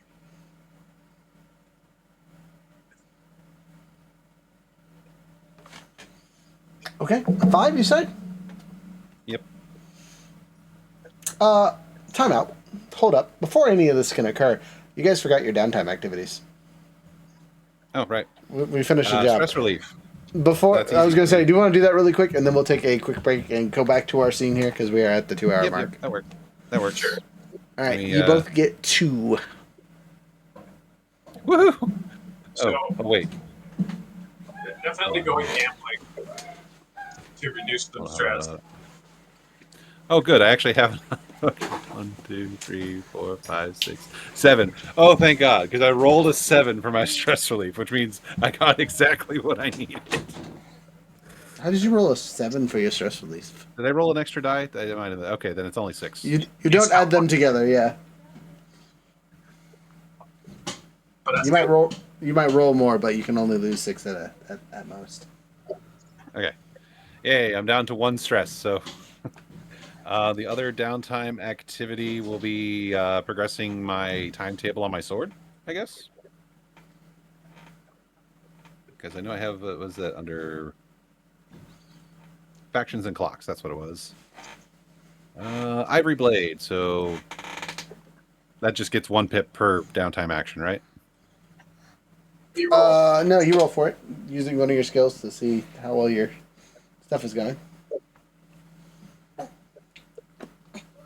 Yeah, usually I have our former ghost hunter friend help me with that, but he's unavailable at the moment. So let me go back over to my skill sets. So I guess that would be Tinker. Okay, take her good. Take her good. Hey, I got a 4. 4 is good. It gets you 2 pips. 2 pips. Oh, that finishes it. Yeah, because 1, 2, 3 I don't know gets how you to resolve 1. that quite yet. So 2 and 5 gets 2, and 6 gets you 3, and if you're critical, you get 5. Okay, so of course, if I recall, that's just to get the thing carved. It hasn't been like, what what's the word, imbued or messed with or anything. That's just get the thing carved. Correct. You now have a complete sword. By itself, it's a very fine weapon. But there's no magic or nothing that is applied to it. But the wedding sword is finished. Cool. It's going to be safe somewhere until I'm finished with that particular project because I want to see, okay, it's been carved out of the Leviathan thing. I'm exploring the idea of like scrimshawing the ivory on the blade and having some like supernatural what's it's put on it of some kind. Okay. Yeah, I'm going to say we'll kind of yada that later, but the design of the sword itself is done, and you're pretty sure you know who you need to talk to get the magic done to it. We can decide what magic is applied to it since you finished the project in a bit. Especially because the player it's for isn't here yet, and you might want to consult with him on what magics his wife's sword's going to do. Or his sword. I don't know who it's for, to be 100% fair. I don't know. I just know I wanted it made, and then it's a resource available to be used at my leisure. Jumping over to our hound, you have 2 downtime actions. I'm sure one of them is to recover the stress. Going gambling. Good to go. Going see gambling. The gambling pit thing. Okay. Are you going to bet your coin on things, or are you going to keep it safe for now because you don't have a ton of coin yet? I have 1 coin, and I'm damn sure going to bet it. Okay. Make your roll. I already added it to my stash as per my ability. So Perfect. I was going to ask about that. Okay. 4 is -4 stress, and it's in the positives. So you will double your money. Ouch. Gosh, I'm almost thinking that I need to do that again. But Okay. yeah, You could. I'm going to. You can. You just can't bet your coin again because you're only allowed that once a time. Understood. 3. 3. All right. Well, you've got rid of 7 of your 8 stress, I think. Yes. Yeah, I got 2 left. So Okay. All right. Good. Fantastic. All right. Well, you guys are slightly de-stressed from before. You got your sword finished. Anyway, we're going to take a quick 5-minute break. And then we'll resume the story.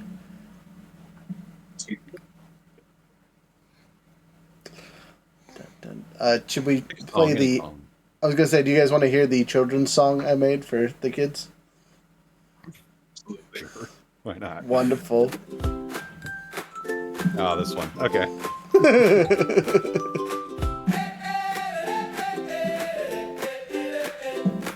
I tried and tried, I learned each day, falling down then finding my way. Every move, every little feat made me strong from my head to my feet. I grew from a seed to fit a need. Step by step, I found my speed.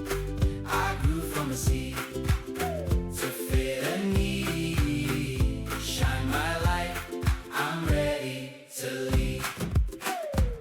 I jumped right in, didn't think twice. Sometimes luck rolls the perfect dice.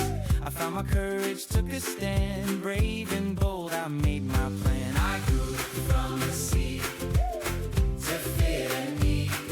Step by step, I found my speed. I grew from a seed to fit a need. Shine my light, I'm ready to lead. Friends and teachers cheering me on. With their hands I can't go wrong. Sharing the load we rise above. Together we shine, together we love. I grew From a seed to fit a need. Step by step, I found my speed. I grew from a seed to fit a need. Shine my light, I'm ready to lead. I believe there's a light that guides through the storm and changing tides. With every step I'm never alone. I grow with a love that's always shown. I grew from a seed to fit a need. Step by step, I found my speed. I grew from a seed to fit a need. Shine my light.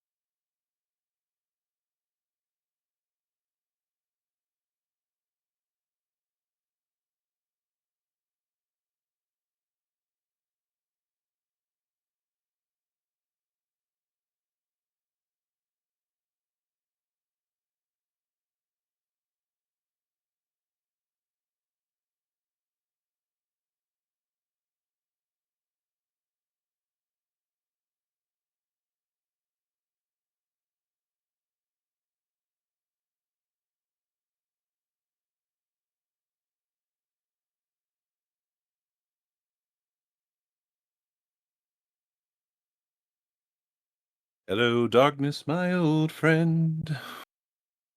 The mic's gone silent again.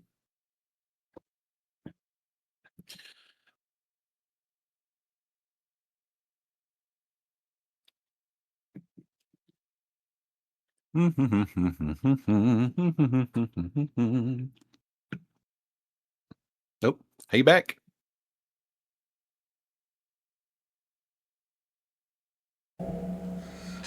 I'm back. Back I'm again. back. Yeah. Guess who's back? So- back. Tell a friend. I think my backup character Lurk is done as far as starting character stuff. I don't know what extra stuff you want to give her. Yeah, so you guys aren't super duper behind. I'm giving you guys an extra one special ability. And you get what did I give Carver? I want to say you're getting 2 extra pips from basic starting characters. You're not super duper behind.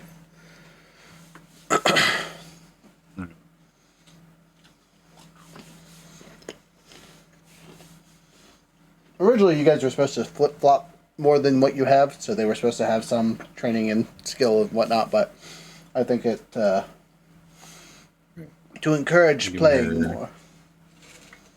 Giving her Shadow, she may expend her special armor to resist a consequence from detection or security measures, or to push herself for a feat of athletics or stealth.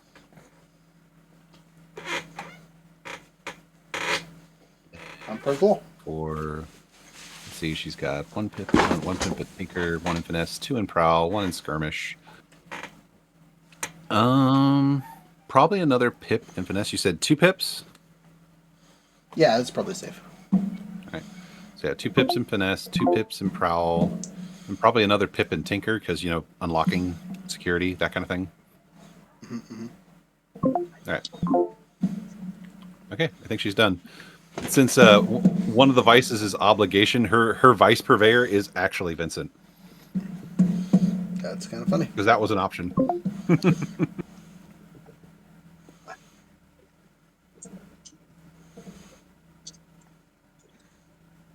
My camera is being dumb. And if something happens to Vincent permanently, I guess it becomes one of our other family members. Interesting. What does he give them? I love my children. Well, he'd just go and get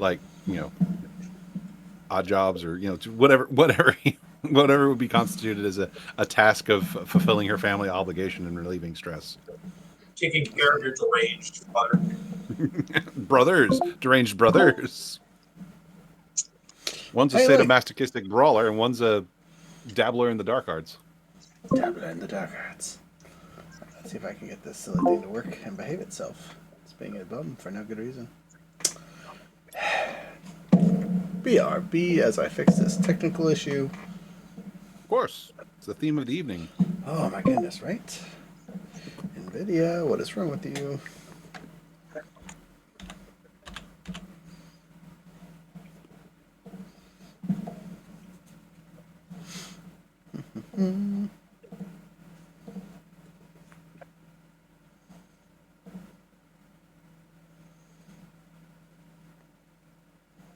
Now, everyone watching is just watching us eat. No, it's on the BRB screen. I put it back on there so I can goof around on my computer They're without listening to us eat then. There, exactly. Okay, tell me why the We're now an ASMR channel. something like that. Tell me why NVIDIA broadcast just crashed on me for no good reason.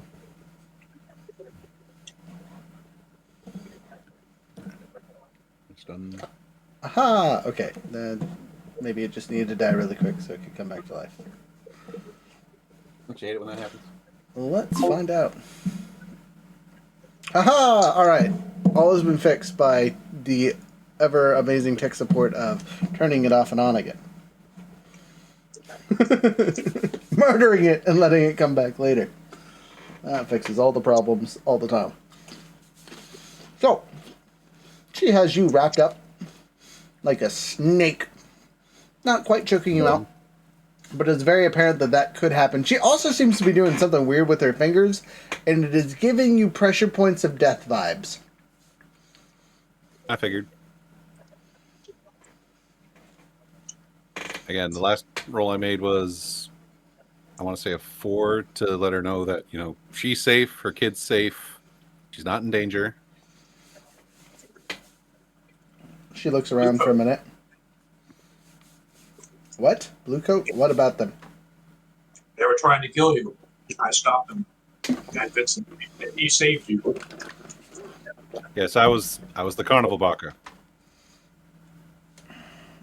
Who are you people? Why would you dress up as a carnival barker? What did you take me to the farm we won the prize for? Yes, actually. She looks very confused at that. She seems to silently nod her head, but she's waiting for explanations. Again, Right. I'm trying to think of how I can phrase this, and I'm trying to give Akira kind of a nod of like, let me try to handle this before we go straight blunt here. You're obviously in some kind of danger. Our original plan was to just try to get some information from your husband, and then things just kind of went sideways from there. But rest assured, you're safe. what do you want with Stuart? He knows things. Honestly, I'm just helping a friend. But And I just kind of nod over. he's just a supply man for a tea company.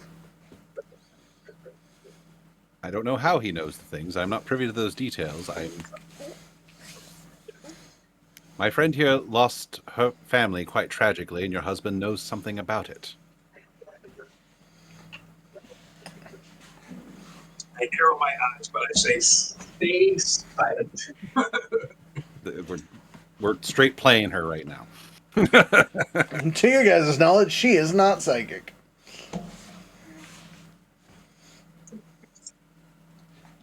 Technically, what I'm saying is not a lie. It's a lies of omission happening right now. It's not a lie. Ah, I'm being attacked. Sorry. She relaxes slightly and releases Vincent. Thank you. Now, why are the Bluecoats trying to hurt you?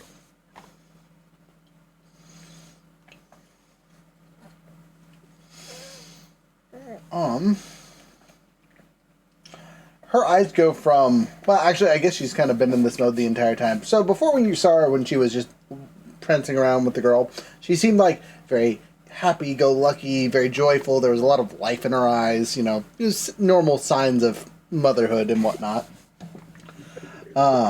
This person staring at you looks just like Akira. It is nothing but a dog who has been beaten enough to know what the ugly things of life are. Okay, same expression, not like physically. Oh no. Yeah. Same Same eyes. She looks to you and says, "Well, how much do you know about the underground, the underworld, the gross side of Dustfall?"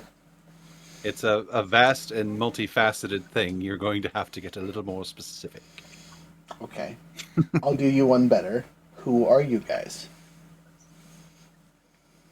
Well, out of character, she went ahead and dropped my actual name, so I'm debating whether or not to drop the Leviathan Teeth name. I think we do at this point. She's in custody, so what the worst that can happen? We are Leviathan Teeth. The upstart gang that keeps killing people? To be fair, we never kill anyone who didn't try to kill us first. We're just very good at self-defense. Well, let's just say Why keep fighting the same fight over and over again when you can finish it, right? I understand that philosophy. I am a practitioner of preemptive self-defense. Sometimes of unknown targets. I see. Just as a point of curiosity, do you have any dealings with Lord Surlock ever? When he pays? That was out of character. There it is. So you're into obstacle elimination business, then, is your trade. That is correct. I don't know how much you know of the darker side of the gangs and whatnot, but they call me the Lily of Death. Ooh, I love that moniker. Very fancy. All right, then. And perhaps we can look over to Akira, be a bit more straight with you. But that's not my call to make. And I look to Akira as like, with the look of like, how much do you want to tell her about why she's here? Just want to screw straight up. So, I feel like at any rate, she's obviously an assassin. So I was wondering if she wasn't the one who killed my or part of the family versus her husband.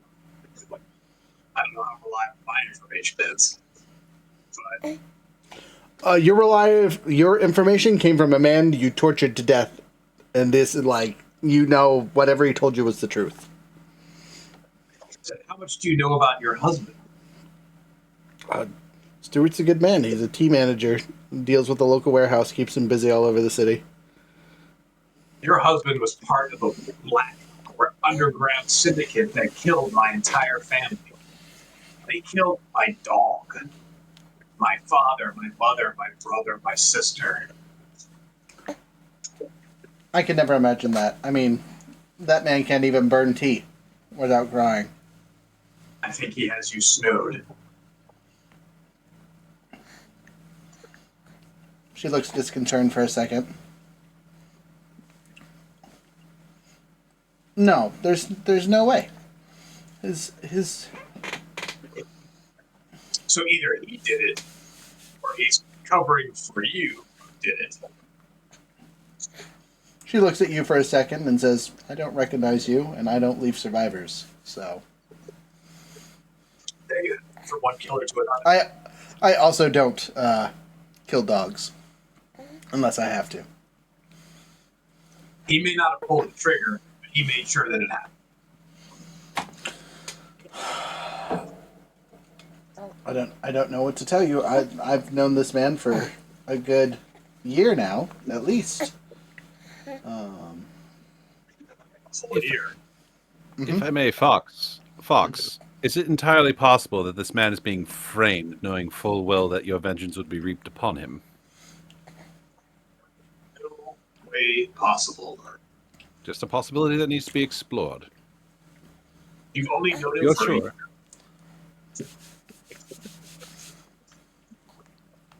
So she's only known him for a year. Correct. So I kind of give it a look like you're in this business. Anybody can create a false personality, a false persona, especially if you've only known him for a year. He'd have to be one sneaky guy. I look at know who I am. People don't get under my skin. I mean, the situation we met was a little weird, but I don't know. In the last year, I've come to love him and his little daughter. But the child is not yours. No, she's Stewart's. You look at her and then you look at Peanut and you go, okay. He makes no assumptions. Sorry, he'll rephrase. The child is not of your blood, then. No whatsoever. Who was this child's mother? She's unique. Stewart doesn't talk about her much.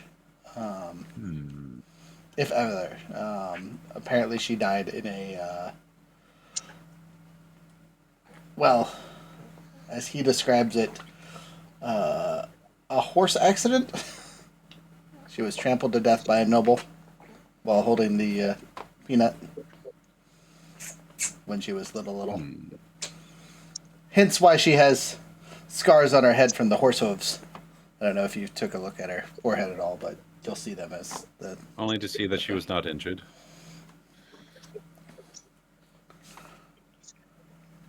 Says, well, ultimately, Bruce was to lure Stewart here so I can take care of my vengeance. As soon as you say that, she goes into attack. Make your roll. kept my pistol drawn. As soon as the words leave your mouth, it's just like Vincent's hand. All right, she's gonna strike first. First, snatching your gun. Dun dun dun dun dun dun dun. Cause you still had it pulled, so it was at the ready. Let's see how it goes. Dun, dun, dun, dun, dun, dun. I need more dice. Dun, dun, dun, dun, dun. Yeah. Well, good thing I'd be rolling like trash tonight. My highest number was a 2. She misses terribly. Just you are able to duck, dive, dodge. Out of the way. And you are able to retain her weapon still. Am I able to take any action right now? You can give it a shot. He's going to stand between the two women, and he's going to look this assassin dead in her eyes and go, if your positions were switched, and the man you were told slaughtered your entire family were within your grasp, can you say you'd be any different?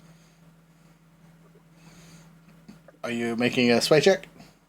Yeah, I'll make the sway. You can do so. You are doing so at a desperate roll at minimal effect. Devil's bargain for increased Okay. effect. Ooh. You will take harm. Okay, I'll take a hit. I at this point I can afford more physical harm than mental harm. Okay, I got a 5. 5. Okay, so you will succeed, and it slows her down. Punch to the solar plexus. Yeah, she will eat you. You are knocked prone and gain the bruise condition as she just slams you into the ground. As you are, say, what would you do in your position? Well, she seems to think for a second, giving your partner in crime there a moment to react. This baby is very ready to see what happens. You're gonna shoot her in where? The shoulder. The shoulder. All right, non-lethal shot. Make your roll. Skirmish, wreck, whatever you're trying to do. Finesse, prowl, all the things. Yeah, it's gonna be a problem. Okie dokie. Again, minimal effect. 6. 6. Well, it succeeds. You hit her in the shoulder. With the minimal effect, though, she seems to. Sorry, scratching my nose here. Push forward, push through it, whatever. It's now her turn to do a thing. Oh, she is enticed yet again. The moment of pause from the speaking man helped you get the shot off safely. And you shot her in the shoulder. You will know that arm is not as effective as it should be. Remove a dice, see what happens. Well, 4. She succeeds on the attack this time. As she gets close, she is going to disarm you. The gun is knocked out of your hand. Just karate chop kind of moment. Any way to stop that? You have your resist rolls. Correct. I'm going to try and resist it. Okay, it'll be some kind of the stuff. Oh, that's your face. Prowess, resolve, resist roll, and you still get the +1 from crew silliness. What's it? How much? Prowess, yes. 4. A 4, so you take 2 stress, but stop the action from happening. Good thing you guys went and did your gambling and whatnot. Okay, man on the ground. You're winded, bruised, not feeling great. What do you do? But the death is still on this person's face.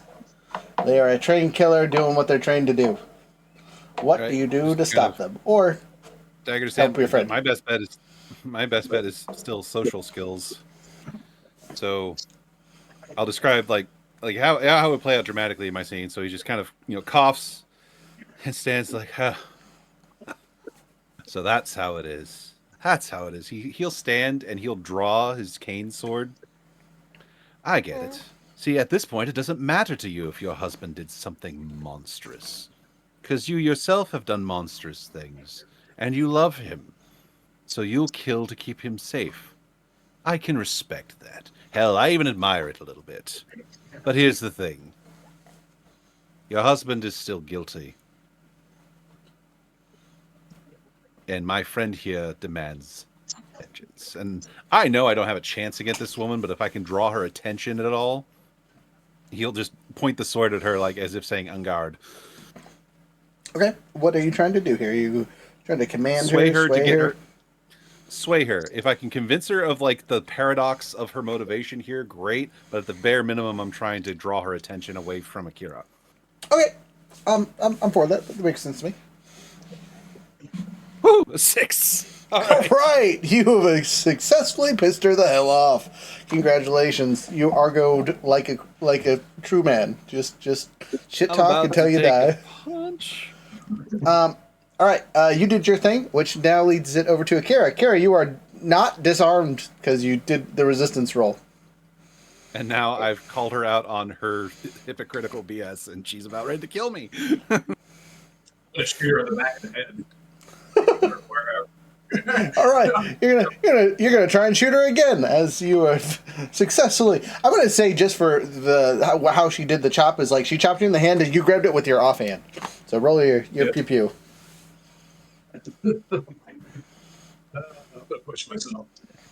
Okay. We gave her a chance. We gave her a chance to hear out that her husband might be a horrible person. Unfortunately, she's also a horrible person, so that doesn't really land with her. A 5, a successful pew pew, but it comes at a cost.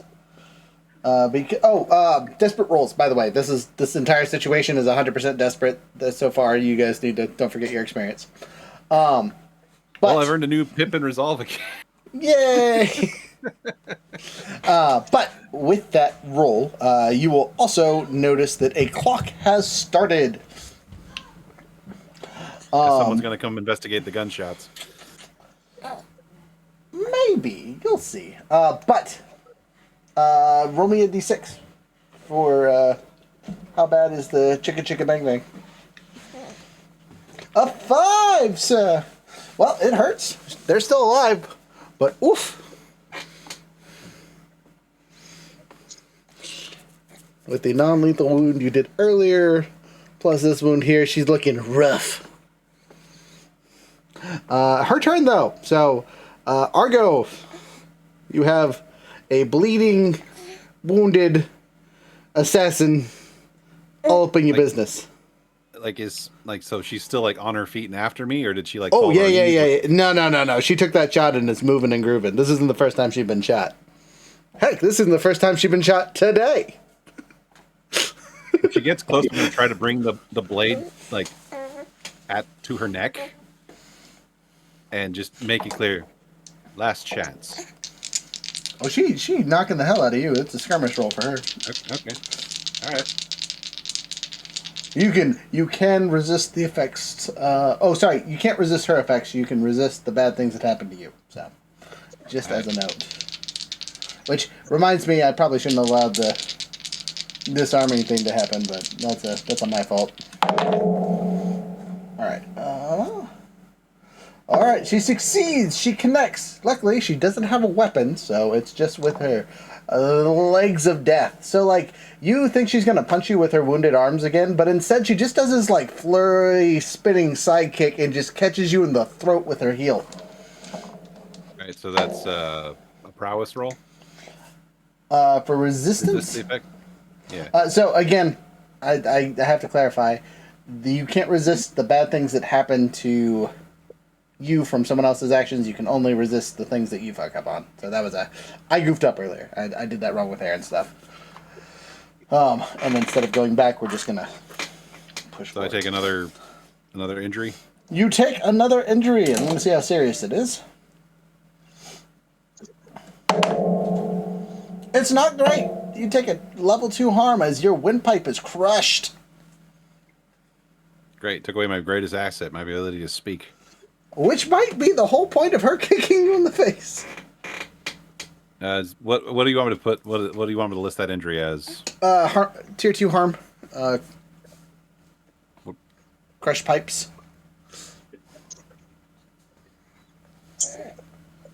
What is electroplasmic ammunition?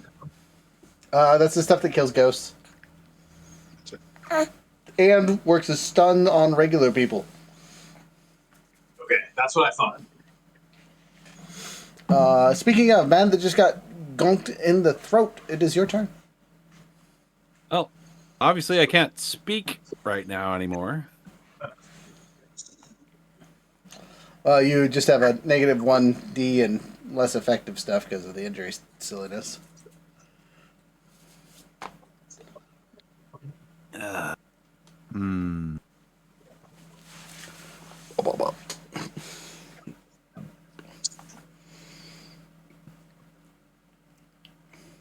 Hey, I'm looking at you. Don't you go puking on me.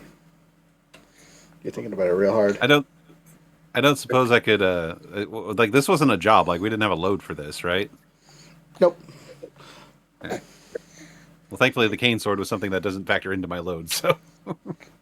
Yeah, I would say you guys probably have a normal load as your normal equipment and whatnot. That would make sense as you guys had time to go do other things and weren't on a job where you're trying to be sneaky.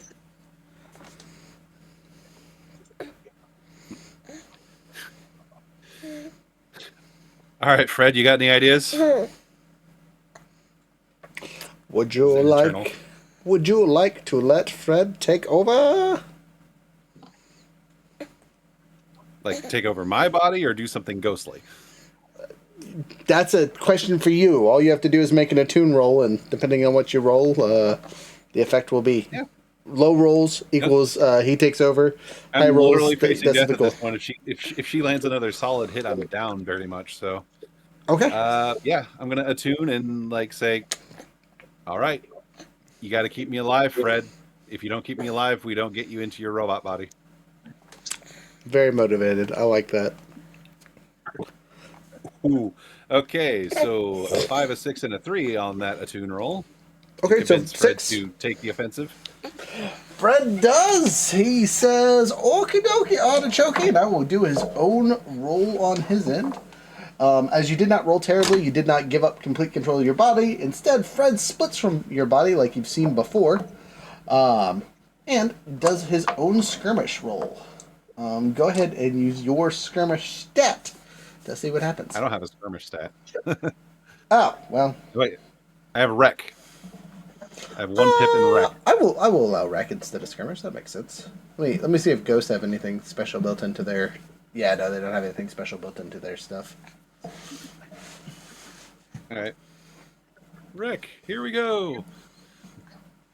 I mean, I could have attempted a wreck for.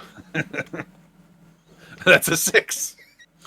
Yes, but the important part is Fred is making the thing, so if bad things happened on Fred's roll, it would have affected him, not you. All right, yeah. All right. Luckily, for you, you done roll good.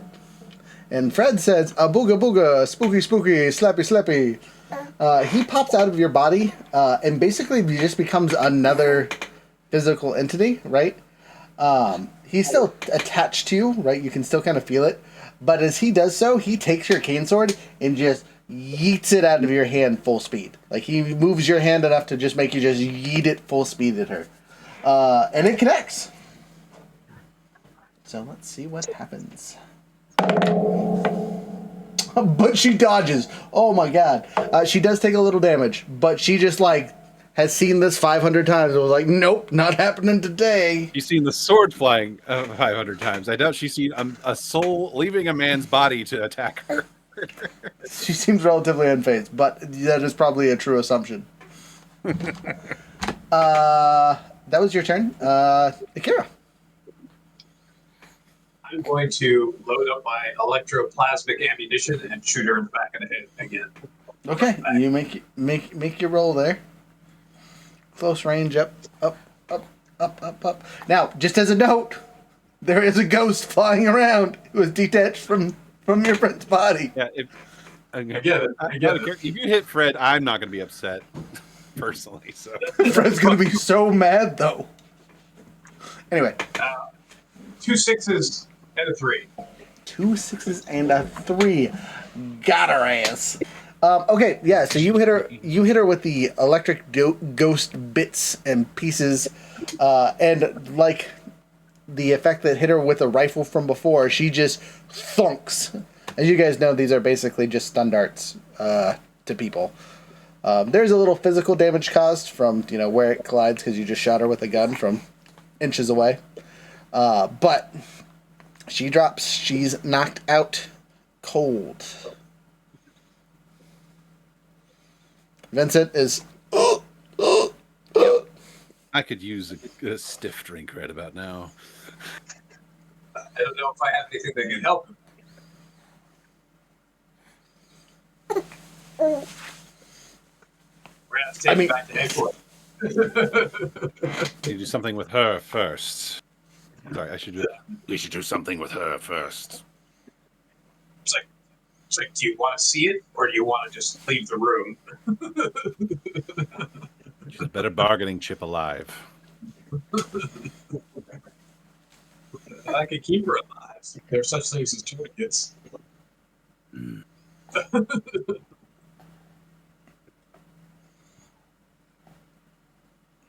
Is Squishy with us? That's a really good question. Did any of you think to bring Squishy? Then he's not with us. I still have a couple of pieces of my loadout left, so yeah, Squishy's with us. Okay, Squishy's with you. He unhinges from your back. As he's getting big enough to where trying to convince people that he's a scarf is really, really hard. So he basically has to attach to your guys' back the entire time until you need him, and then he kind of squirms off you. Just so he's available in case, we need to cover up a sudden death.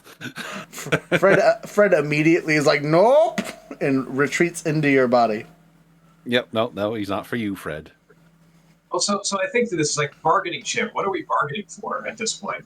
The bitch To draw him out. It's one thing if we have his child. If we have his wife and child. Well, I think. And plus, considering who his wife is, and I'm sure he knows, he'll know that we're a serious contender if we say we have his. Nothing would be more serious if he showed his wife's decapitated corpse. That's so crass, though. So crass. She just throat kicked you. Yes, but I have standards for myself. Fred pops out of the body for 0.2 seconds. I don't think that's the worst thing a woman's ever done to him, and then goes back in. Okay, so first, I mean, he's probably not wrong, but so let's tie her up though before this thing wears off. Just looking outside, I'm sure like Mimi is probably like rushing. Mimi 100% is in the house, ready to throw down, and sees all the stuff going on, and goes, bet you're glad I didn't keep the chains in this room, aren't you? On that note, do you still have your tools? Let's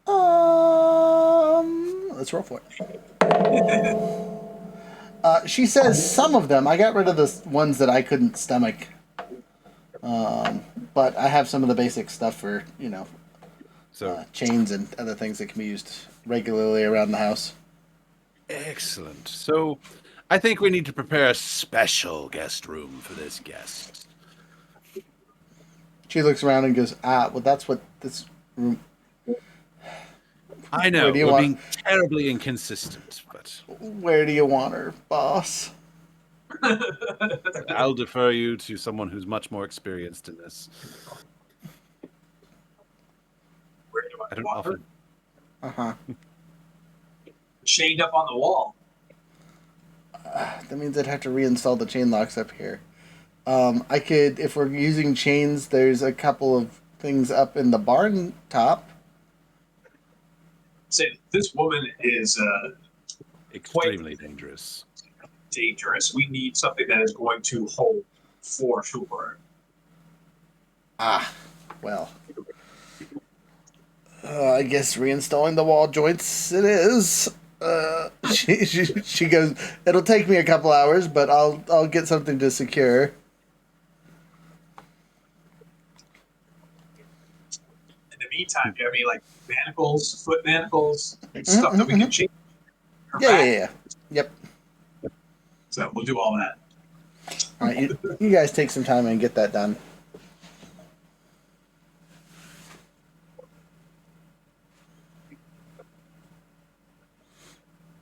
So, now that you have captured the daughter, really captured the wife, dealt with the shenanigans that she brought up, what is the next goal? Do you sit and wait for the fool to come running to save his family?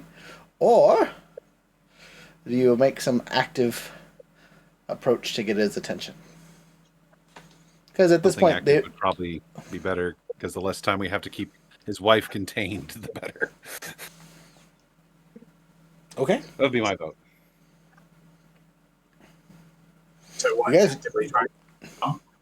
Yeah. I mean, you guys do have a pretty good idea of where he lives. At least the apartment building, not necessarily his room number, but So I would then like to have our area set up with all of our infiltrators and people who can hide and ambush and stuff to like be hidden, ready to ambush, because he's probably gonna have his own people too. Especially if he's a badass that has a wife who's like a super badass, and she doesn't even know he's a badass, so that makes him more of a badass, probably. Or just a monster. Maybe he's not particularly skilled. Maybe he's just cruel. Perhaps. So our thumbs are ready, and our hidey people are hidden and hidey and ready to jump out and do team hidey death things. okay. At the farm. Yeah, all them in, man. Okay. As you guys are setting up and going, you still have Squishy on your back, yes? Yeah. Squishy goes, "That's not one of ours," as he looks at one of your guys' new employees.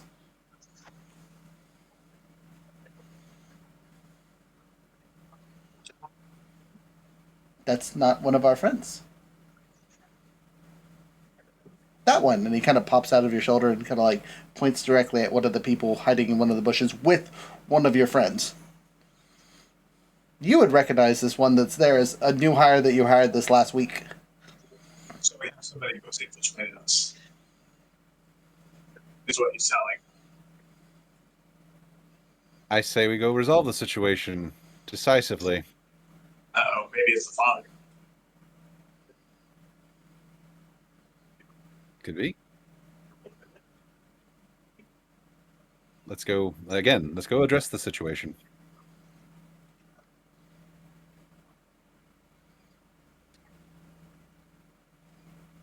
Okay, you guys waddle over to where your group of your cohort is hiding out, prepping for stuff and things.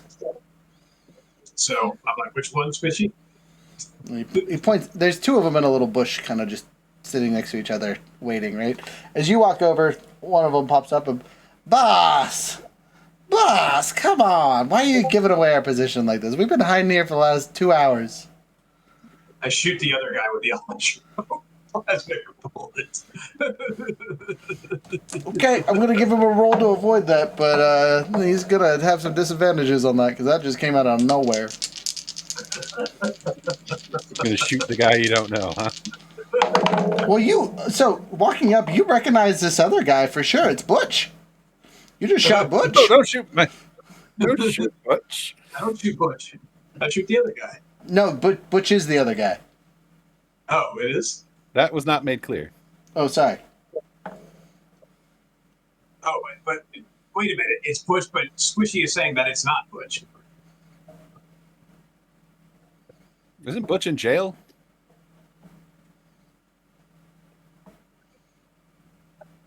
He was brought in for questioning earlier from your last escapades, yes. Oh, I was under the impression he was in prison. Maybe. He came back. It's Butch. Yeah, man, I don't think it's Butch, so I still shoot him. If it's Butch, well, it's not the worst thing that's happened to him. No, please shoot my son in front of me. You just watch Karen just straight up just fucking kablamo fucking Butch. No hesitation. It's bullet. I'm knocking him out. We get it. We Okay. can resolve it. As you do this, you A are horrified, and B, this man dodges. You've never seen Butch move this quick in his life, but he just kind of like barely gets out of the way of the bullet, and you see a what looks to be neckline where his face is at. So that's not Butch. It's not. Make your rolls. We're gonna mix the order Carver's up really asking quick. if he can pop in. Yeah, get in here, Carver's you asking. goofs. This is a great time. We need the Whisperer here. Get his ass here. Can I join? Yes. Oh, duh. This is your game. Get in here, you weirdo. It's like I don't get any advantage on just really, literally whipping out my gun. It's like, bam! Didn't I expect just that. responded, yep. Please do. Things are sideways.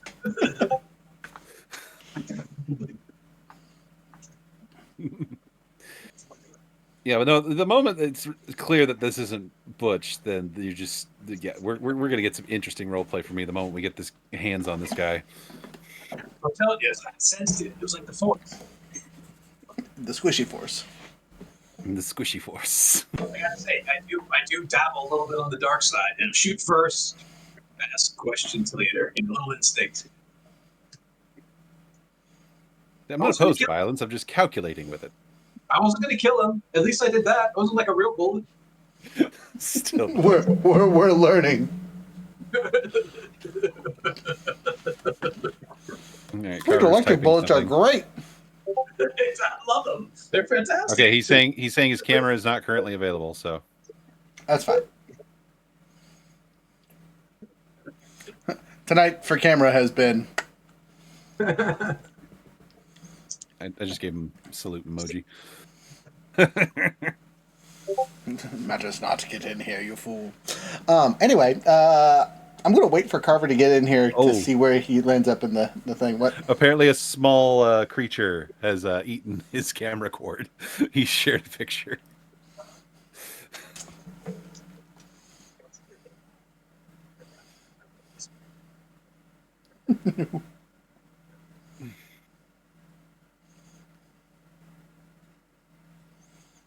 All right, so yeah, just give Carver a window here to jump in. We shall wait Go for ahead. 40 seconds. Wahaha. I think you meant to say join anyway, though. It says John away, though. John away, thou. Your autocomplete is sabotaging you. That's okay. It does it to me all the time. Autocomplete's a jerk.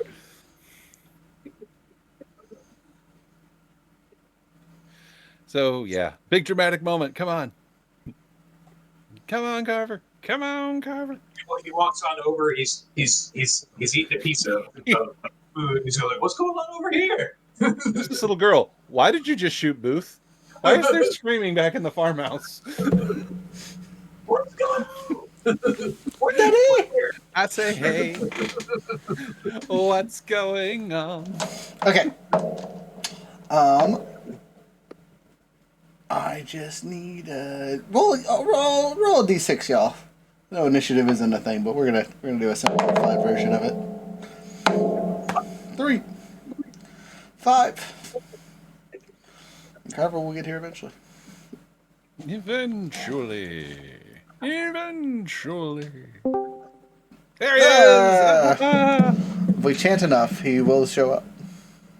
Let's go to our soundboard here. Shoobop, shoobody boo. I gotta be careful with my soundboard. I forget that I see other people's ones because got some real inappropriately named ones on my soundboard. I cannot be flashing that on the screen there. Sorry. Cover. Roll me a d6. You hear me? Yes. Yes. Okay.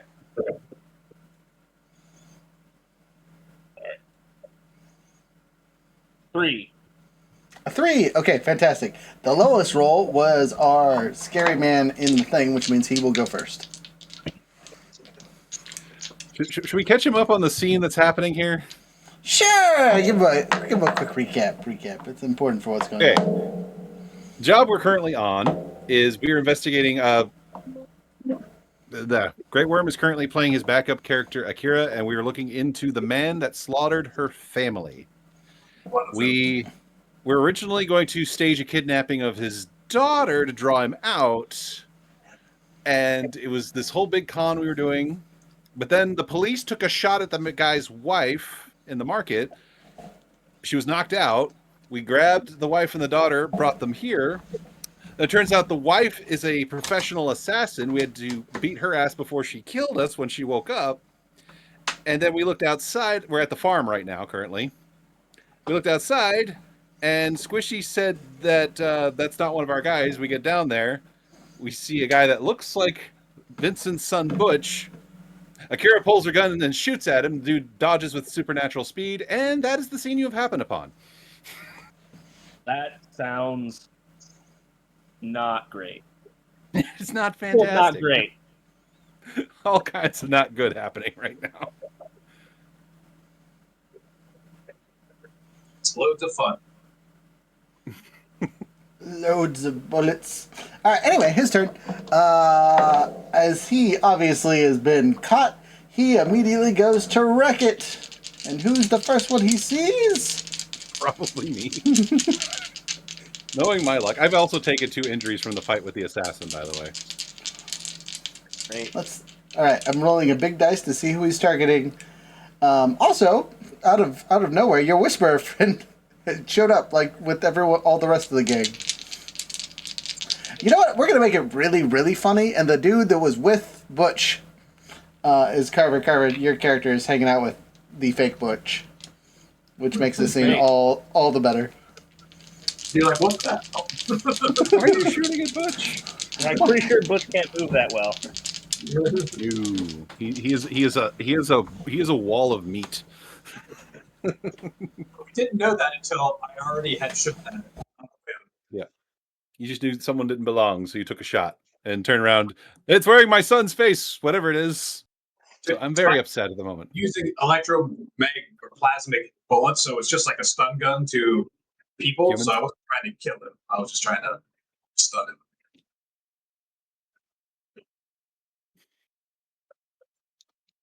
Just in case I was wrong. Okay. Anyway, pew pew away. Let's see who he attacks first. Number 4. Hey, Vincent, you are a psychic. I knew it. I knew it was going to happen. I might go down because, like I said, I've already got 2 injuries. So he doesn't have a gun, but he does have common ambushy equipment that you guys give your guys as thugs and whatnot. So it's like a cudgel. Oh, goody. Much better. Don't worry, Hey! it's a blunt object, not a bullet. But I rolled a 3, so you're fine. As he misses you terribly.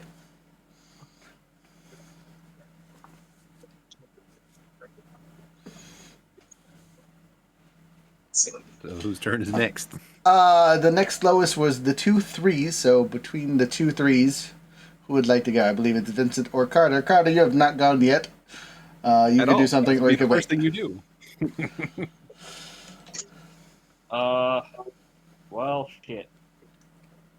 I guess I will shoot it with a pistol. Do you have a pistol on your person? I do We're assumed- not have a loadout selected. I had a pistol last time. We're assumed to have a normal loadout right Okay. now.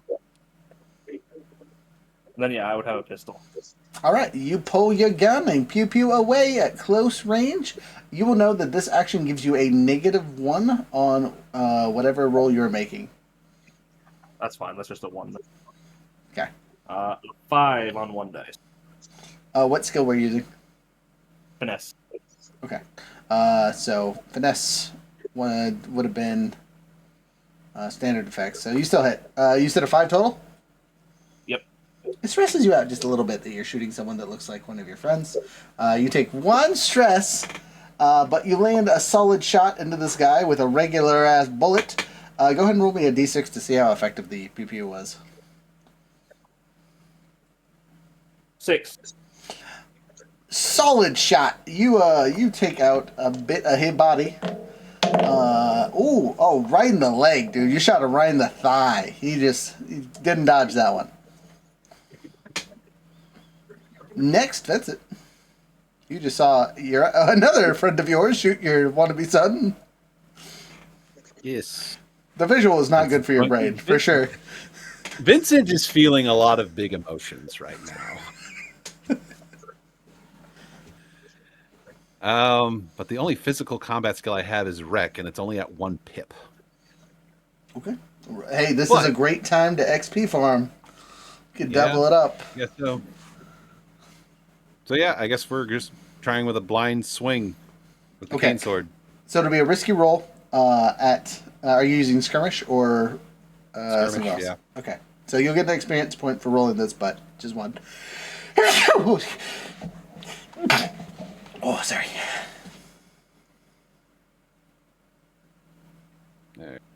Yeah, I haven't really worked on any combat skills because I've been banking on if we ever have Alex in the party, there would be no need for me to have combat skills.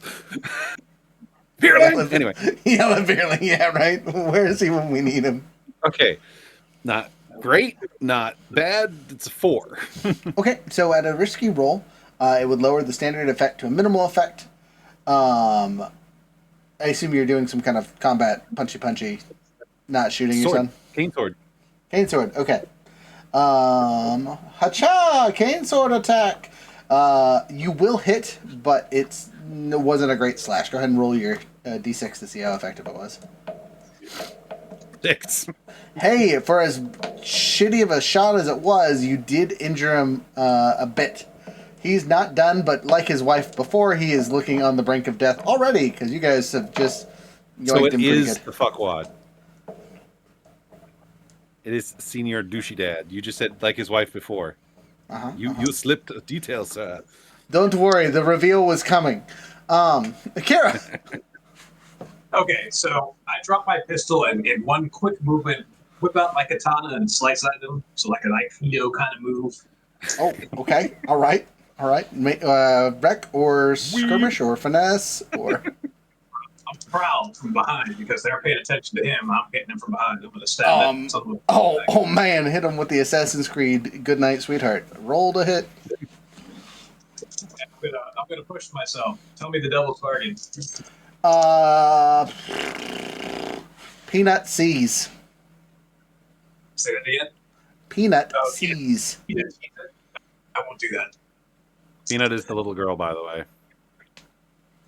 I am gonna push myself, so I'll take the stress. Okay, you take 2 stress. 6. Wait, did we skip Carter? I feel like we skipped Carter. No, he got the shot off. the bottom. I was gonna say you shot him right in the leg. Did the majority of the damage at this point. But what'd you roll? Sorry, 6 hits succeeds. Give me that d6 to see how effective the stabby in the back is. Also a 6. Gosh dang! Yeah, you just take the blade and go up the spine, like from butt to neck, just fillet. Well, the blade's name is the final courtesy, so that's what he gets. Butt to spine. That's a rough way to go, team. You hear him. He cries out for a second until you notice that one of his lungs got severed on the way up. So the noise that comes out of him and the blood that splurts out the back all over Akira is a lot in both ways. As he dies almost immediately, there's no real reaction. He kind of just samurai death scene kind of thing going on. He slumps over, and Butch is dead. Not really, because the rest of the gang just showed up. super dead. But yeah, the rest of the people kind of come out of hiding. Do you Scooby-Doo the body? Oh, yeah. We need to get this guy under wraps very quickly. As you pull the face mask off this guy, because it's very much a mask, you see a nothing-looking Yahoo, kind of just a everyman looking kind of guy, right? He's not particularly big. Or whatnot. As you kind of feel through his clothes, it looks like he was wearing padded clothes to look as big as Butch was. He has all kind of cosmetic stuff on him. He does have a gun. He just didn't use it because, element of surprise. Unfortunately for him, he was not fast enough and was surrounded. As you are sitting there, you hear beep, beep, beep. Oh, hell. Run. Can we pick it up and throw it? You would probably say not. It sounds like you hear it only because you're standing next to the giant hole in his body. All right, run, everybody, run! Run. Get covered. As you guys all make your run, I'm gonna cutscene this for you. You see plasmitic surges hit his body. You guys know this is the same stuff they use on the ghost field, right? So it completely eliminates his would-be ghost that was popping out of his body and then fries his body to nothingness. Like, just completely erases what was there. Gotcha. So you can't search it or use his body in any kind of way. But this was this for sure the husband? You could assume from the look that you got of him that matches the description that our dear Akira had. Like, oh yeah, that's him.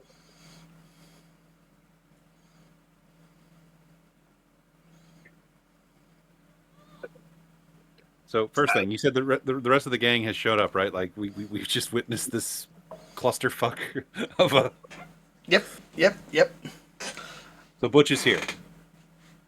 The real Butch. The real Butch is incarcerated currently. Still, he's under questioning Okay. from the end of the last job. Okay, so he is actually incarcerated. Okay. For now, till the end of the session.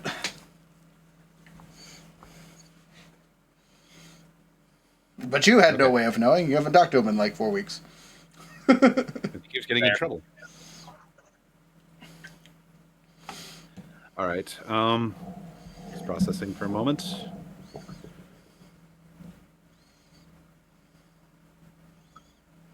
Wipe my sword off and put it away.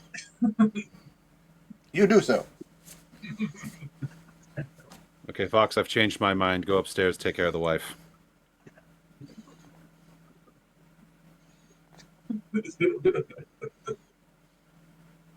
Yeah, I don't really hesitate over this one. I don't think. Okay, you do so. Yeah.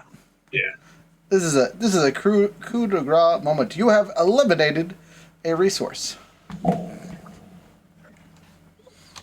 or liability. You don't know which, but the Lily assassin, or the Death Lily of Death. There we go. That was what the moniker was. Lily But of our Death. rep continues. We have only ever killed people who've tried to kill us first.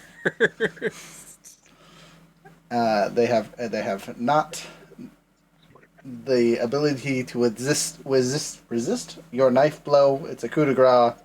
They are donezo. They die, quote unquote, peacefully in their sleep. But you will make a note. Peanut. A black hound, fluffy in nature, seems to be trying to drag Peanut off somewhere. She seems to be resisting and fighting. A black hound? Yep, Oh, is it like their family dog? you would assume. But kids also fighting dog and resisting. Like confused fighting, not necessarily like actively. Can we just try to wrangle the dog? You can try, for sure.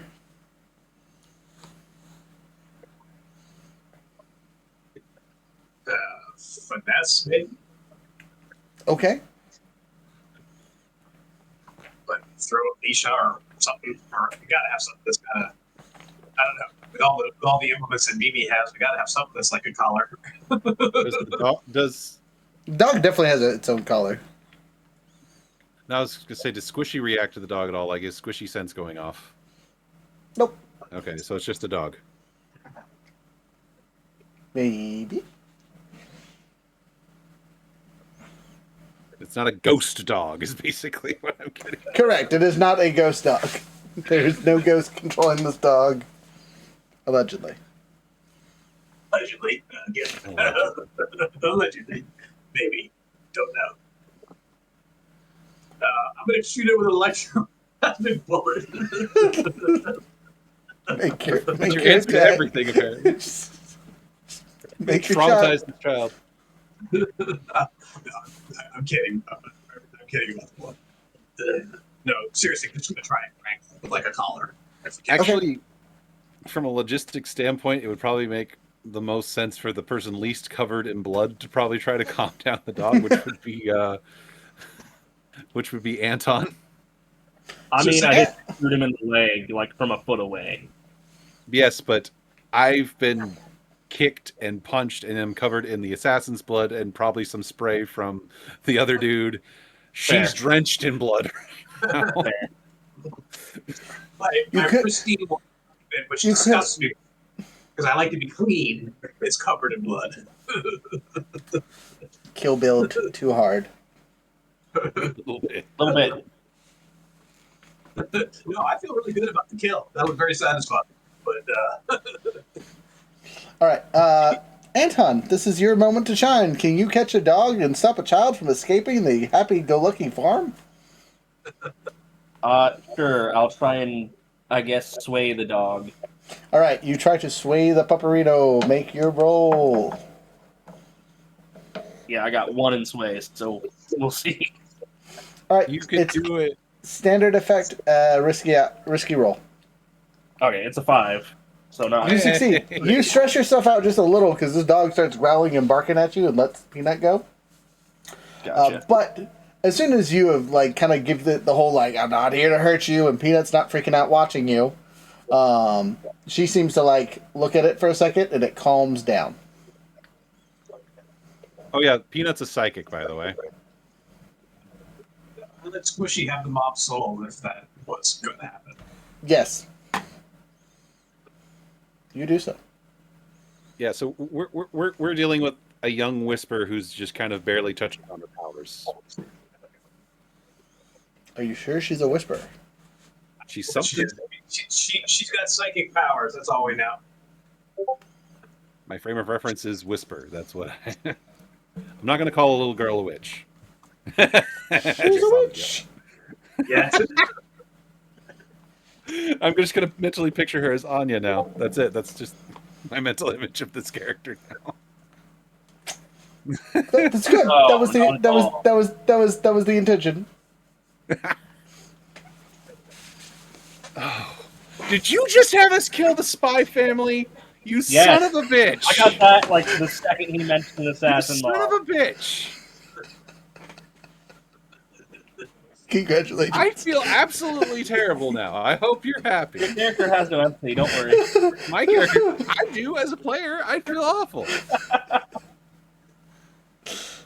Someone rewatch this episode and just pick up the peanuts. See, I didn't know any of the references, so I was. I was too in character and taking the story seriously. Thank you very much. Yeah, I came in not in character and got it like right away. Well, you were not involved in the drama from the beginning to the end, so you got to be the outside observer. So that's good. Did you chase them through a theme park where their costume changes? There was one No, I costume was the only change. one who did costume. I was the only one who did costume changes. I mean, Yeah. Stuart technically had a costume change. Yeah, there was a couple of costume dates. Great. I was really proud of myself for that. Thank you, thank you, Carver, for sending that gift because that was it. My night is made. Yep. Yeah, just, That's what I showed up to do that. All right, so so if that is the recipe for these character archetype, that means neither of them were her blood parents. She was an orphan to begin with.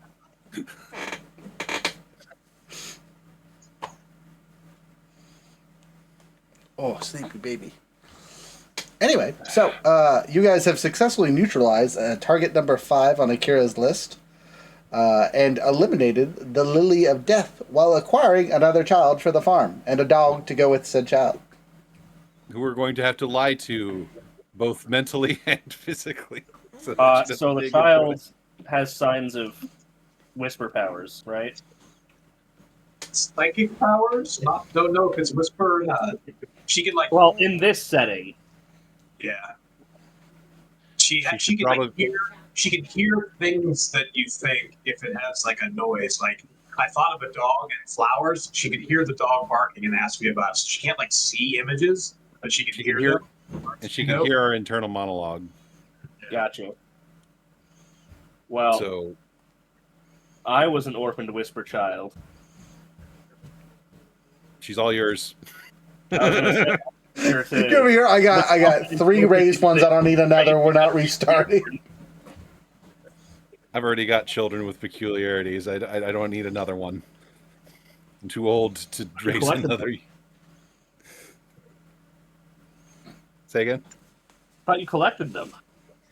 I think I'm good at my limit. I have to get I have to go get my oldest son from jail again.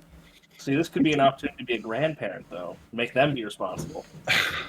I don't know if I can trust my children to raise children.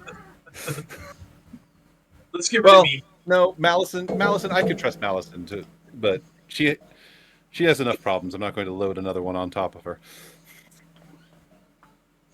So, you guys wait around for a little bit. After the excitement of the assassins wears off, you guys wait some time and get a message from our handy dandy spider, giving you a progress update in the jail. He lets you know that nothing crazy has happened and people are treating him just fine. He's keeping out of trouble. And Everything's wrong with you. Nothing crazy happening. Ha ha. send news, send letters. I need information. It's like hopefully it was an uneventful week for you guys. First week that I'm gone. I'm gonna have to write a new cipher so that the blue coats don't read into it, because they read the mail. They read the mail. Right. All right. Well, Okay. you don't technically Downtime have. again? I was going to say you don't technically have downtime because that wasn't really a planned mission. That was just consequences of the last one. But I will give you we are all. at time. Yeah, I will. I will give you guys a tad bit more downtime. Oh, excuse me. Sorry. One downtime action to kind of set up next session, because I think at this point this is a safe place to end it. We're sitting at a little over the 3-hour mark for the recording. We could play along for another half hour if you guys want to kind of goof around in the setting. But there's definitely no way you're finishing another job in 30 minutes. Right. That's fair. I'd like to de-stress because I came in with 4 and I'm now at 6. Oh, yeah. Okay. Downtime. Yeah, you all. I'll give you guys downtime. That'll be fine. That's how we'll end it. What do you guys do? I'll give you 2, as if this was a normal machine. You're not getting payout. You're not changing your rep. You're not getting any of that stuff. But I will give you downtime. I'll even forego, since this is not a regular downtime. I won't take the 2 added to my stash, since this wasn't a job. This is just fallout from a job. So what am I profiting from? Exactly. So for my part, the first thing he's actually going to go do is do I have any coin on me? I don't have any coin on me. He might actually take coin out of his stash to go pay bail to get Butch out of jail. You would know it won't be needed. He's Okay. in for questioning. He's not under arrest. Okay, then I'm going to go get his ass. Okay. You The have first thing he's going to do. You have acquired Butch. This is a story action bit. It will not cost you a downtime action because it's just something you would do in time. And anyone's welcome to go with him, but he's just like, I'm going to go get my son, is what he states. So anyone's welcome to come with, but that's where he is going. Okay. And the first thing he's going to do, like before Butch launches into any kinds of excuses or anything like that, he is actually going to give his son an earnest hug. Vincent doesn't do emotional display at all, unless it's like something as part of a character or something. It's like He actually, it's like Indiana Jones's father hugging him at the end. Oh, I lost you, boy. pretty much, which is going to thoroughly confuse Butch. I was gonna say And he's going to bring him up.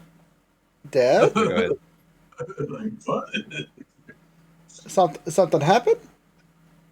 Yeah, someone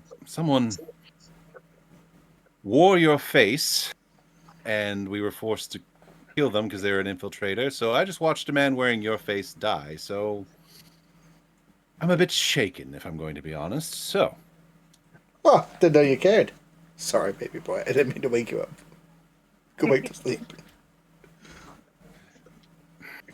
come on, we're going to go to the farm, gather your siblings, and we're going to have probably the first family dinner we've had in years. I need this, is what he's going to tell him.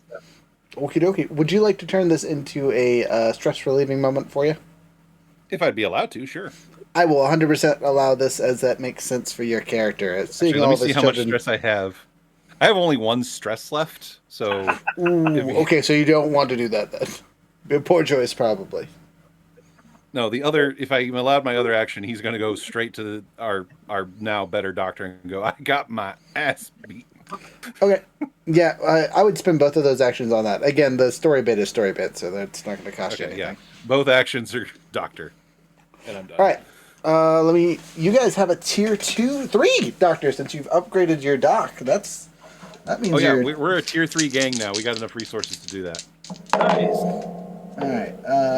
Well, you got a 6 on the first one, so that's 3 pips of healing. And then on the second one, I rolled 2 3s and a 6, so that's 3 pips of healing. So you'll get 1 full and then 2 on your next set. You can reduce your tier 2 to a tier 1. So instead of crushed larynx, you now have bruised throat. I think you're muted. He is muted. I have no idea what he said. You're muted via Discord. All right. So if I'm doing my math right, that's 2 pips left on my healing clock, and I'm just down to bruised. So you'll have 2 harm in level 1, right? Because it drops the tier 2 to tier 1. And so you'll have bruised and then bruised throat specifically. Okay.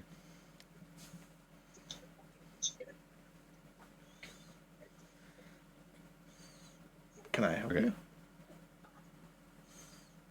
So how many pips do I have left on the healing clock? Did I do the math right on that?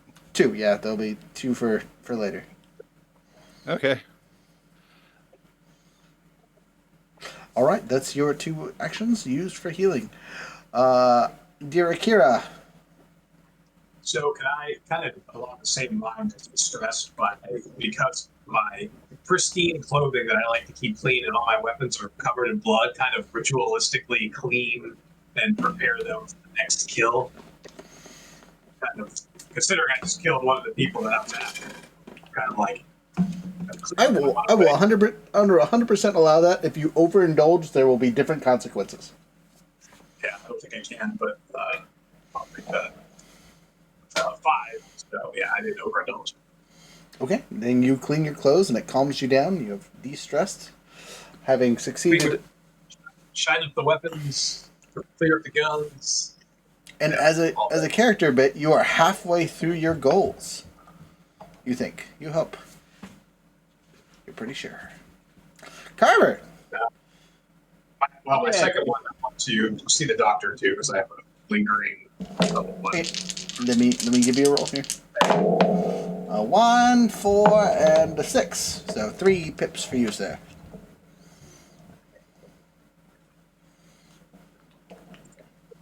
Plus note, with the tier 3 doctor, you guys can at least critical now, which is nice.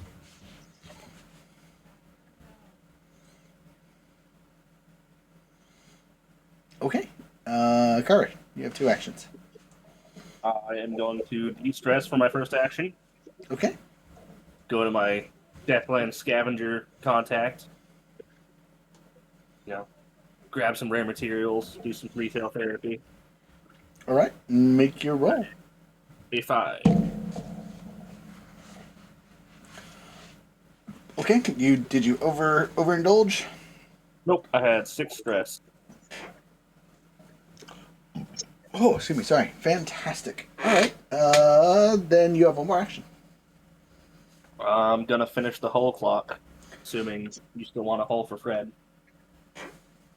Yes, what a wonderful idea. We can roleplay the transferring of Fred. Yeah, it's got 1 pip left, so Don't 5. roll a 1. All right, you succeed. The small hole that is in the shape of a kitty cat has been completed. Dun dun dun. Now you have to transfer Fred into it. Time for a cutscene.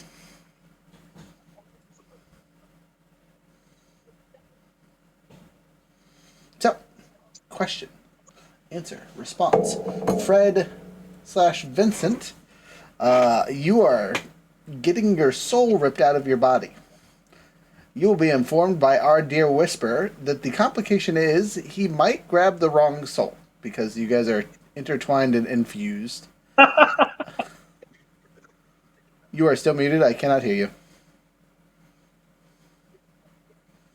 Can I assist with the attune roll since I have those skills? Yes, you can. It would probably behoove you to do so. Then making my own roll here, or Riding with a Sharpie this- other leg.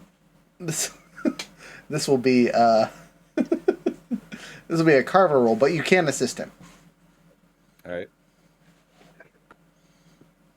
Yeah, because Carver, you are making 3 rolls to make this transference happen. The 3 rolls are up to you. One of the 3 has to be a tune. That's fair. I was planning on Attune and Tinker, so Okay. That's We'll 2. do- What is your 3rd roll going to be? probably study. Okay, so you have picked all 3 of the choices that I had pre-picked out that were excellent choices, so you have a greater effect on all of these rolls if you succeed. I am going to start with the Tinker roll to get everything set up. Okay, make your roll. 2 dice. I got a 2 and a 5. The 5 is good. All right, you are in a controlled environment, so a 5 basically just lowers your regular effect or your extreme effect to a standard effect. So you're good there. Then Attune 662. So critical. Critical. Right. Hey, your attune is really, really, really good. And then what's the devil's bargain for study? Because I only got 1 dice.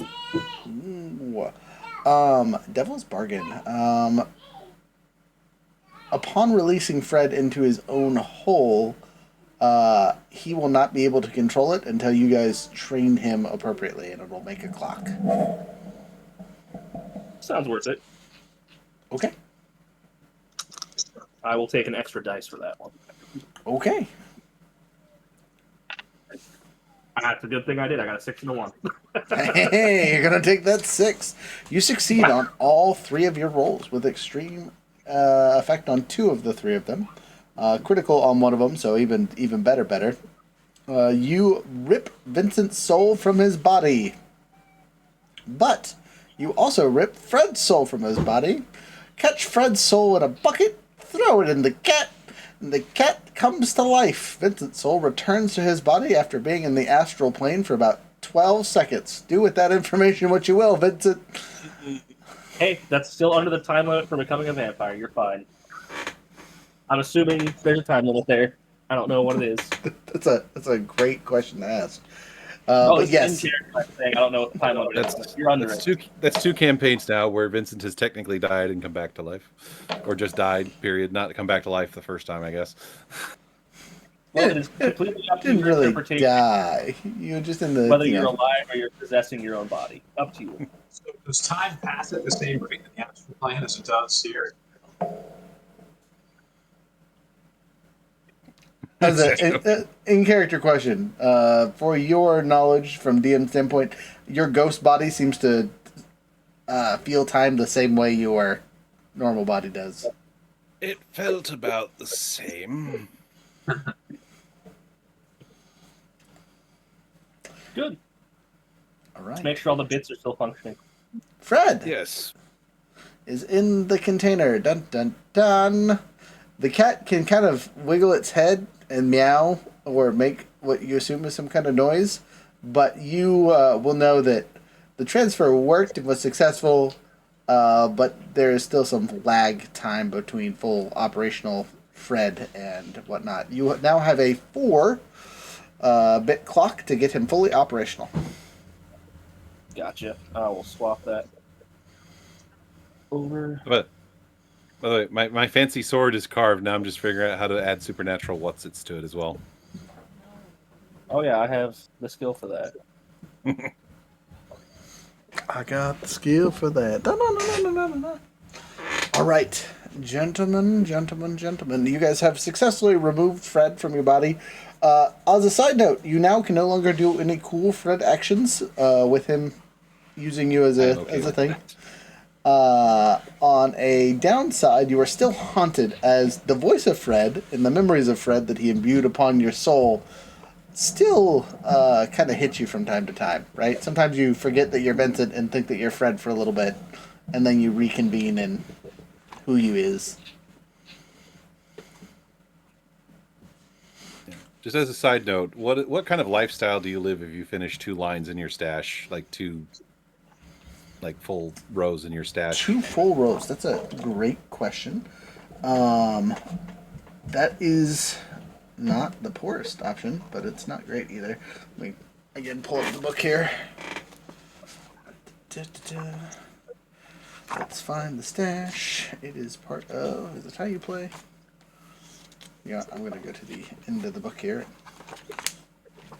Use my critical reading skills to find the word stash.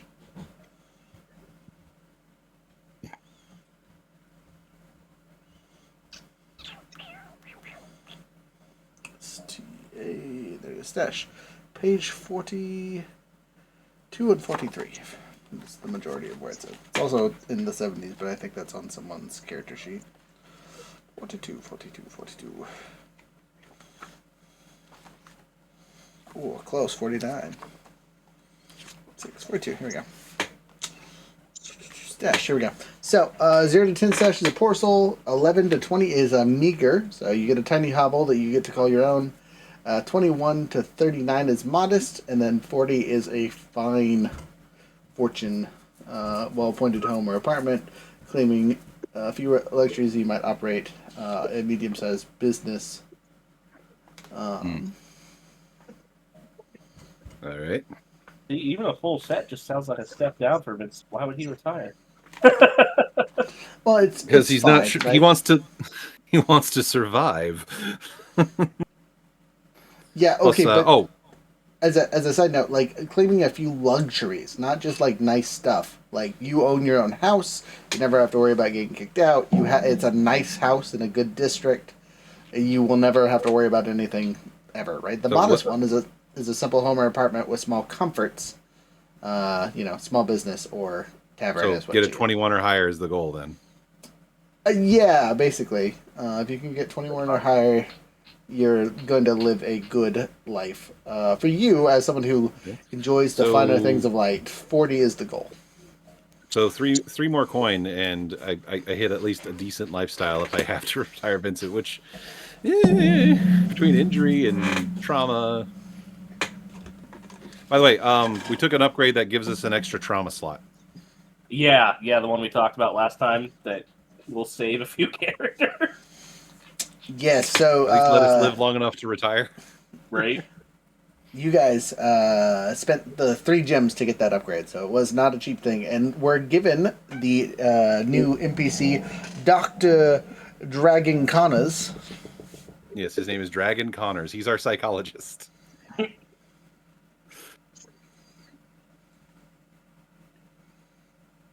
mentally fortified us. Everyone likes him.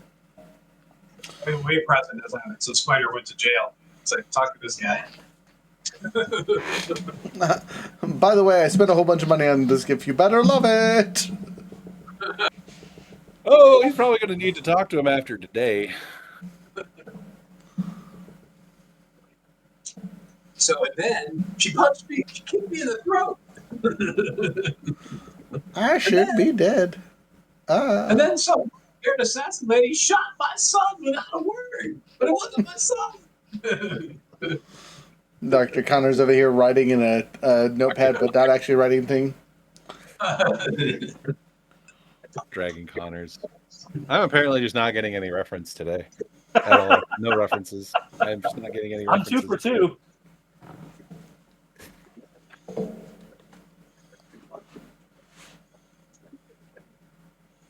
I wish your gifts would load so I could see.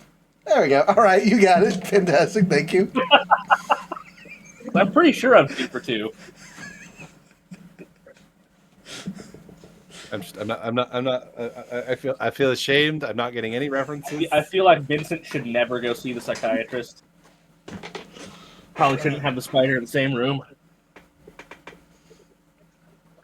Anyway, so we're going to do wrap up stuff really quick. I know, Carver, you didn't get to be here for much of that, but that's okay. We'll get you home to relax with your family tonight, so you're not staying up all night with us. Yeah, let's. Anyone got any fun announcements that they got to go off? I know we have a couple, so I'll save that for a couple of seconds. But Aaron, you got anything? Carver, you got anything? No, just the other game. I was gonna say, don't you lie. You got an announcement, but that'll be part of ours.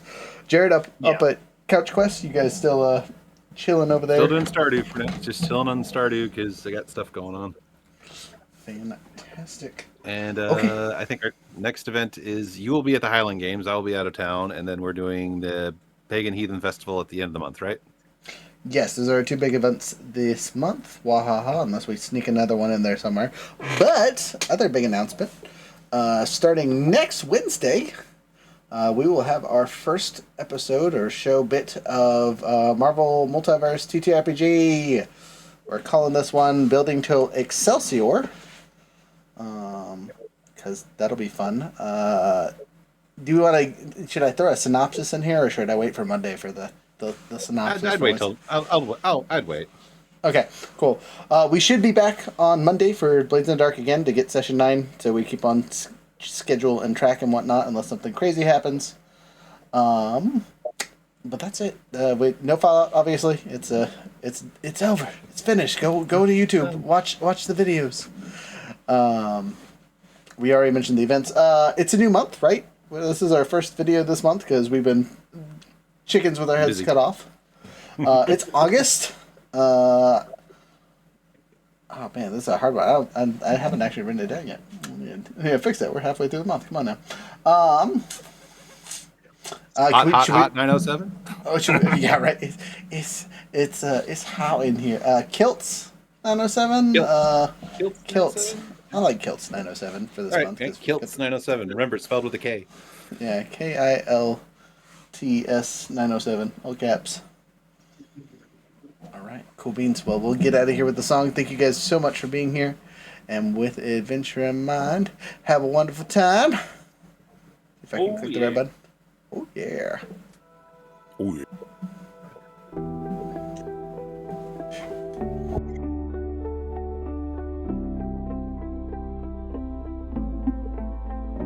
In the city, where the skies are black, where the ghosts and demons claw their way back, the streets are cold, the walls are thin, and the danger waits beneath the skin. You're just a whisper on the cobblestones, a blade in the dark, but you're not alone. Whispers carry secrets, whispers carry lies, and every step you take, there's a pair of watching eyes. In the shadows of duskfall, danger always calls. Whispers in the darkness echo through the walls. Slide like a shadow, or fight like a hound. But the city pulls you under, and you're bound to go down. The cutter swings the blade with a deadly grace, fighting through the blood, putting fear in place. The hound takes aim with an eagle's eye, tracking prey across the midnight sky. The leech alchemy brewing poison in the dark. The whisper calls the spirits, leaves a ghostly mark. The spider spins webs of intrigue and schemes, while the lurk slips through like smoke in dreams. In the shadows of Darksfall, danger always calls. Whispers in the darkness echo through the walls. Slide like a shadow, or fight like a hound. But the city pulls you under, and you're bound to go down. The clocks are ticking, the city's alive. Survive long enough, maybe you'll thrive. But trust is a currency spent in blood, and the tides of fate are like a rising flood. So choose your role, play your part in this game of shadows, in the city's heart. From the rooftops high to the sewers below, in the city of dusk of all, you reap what you sow. In the shadows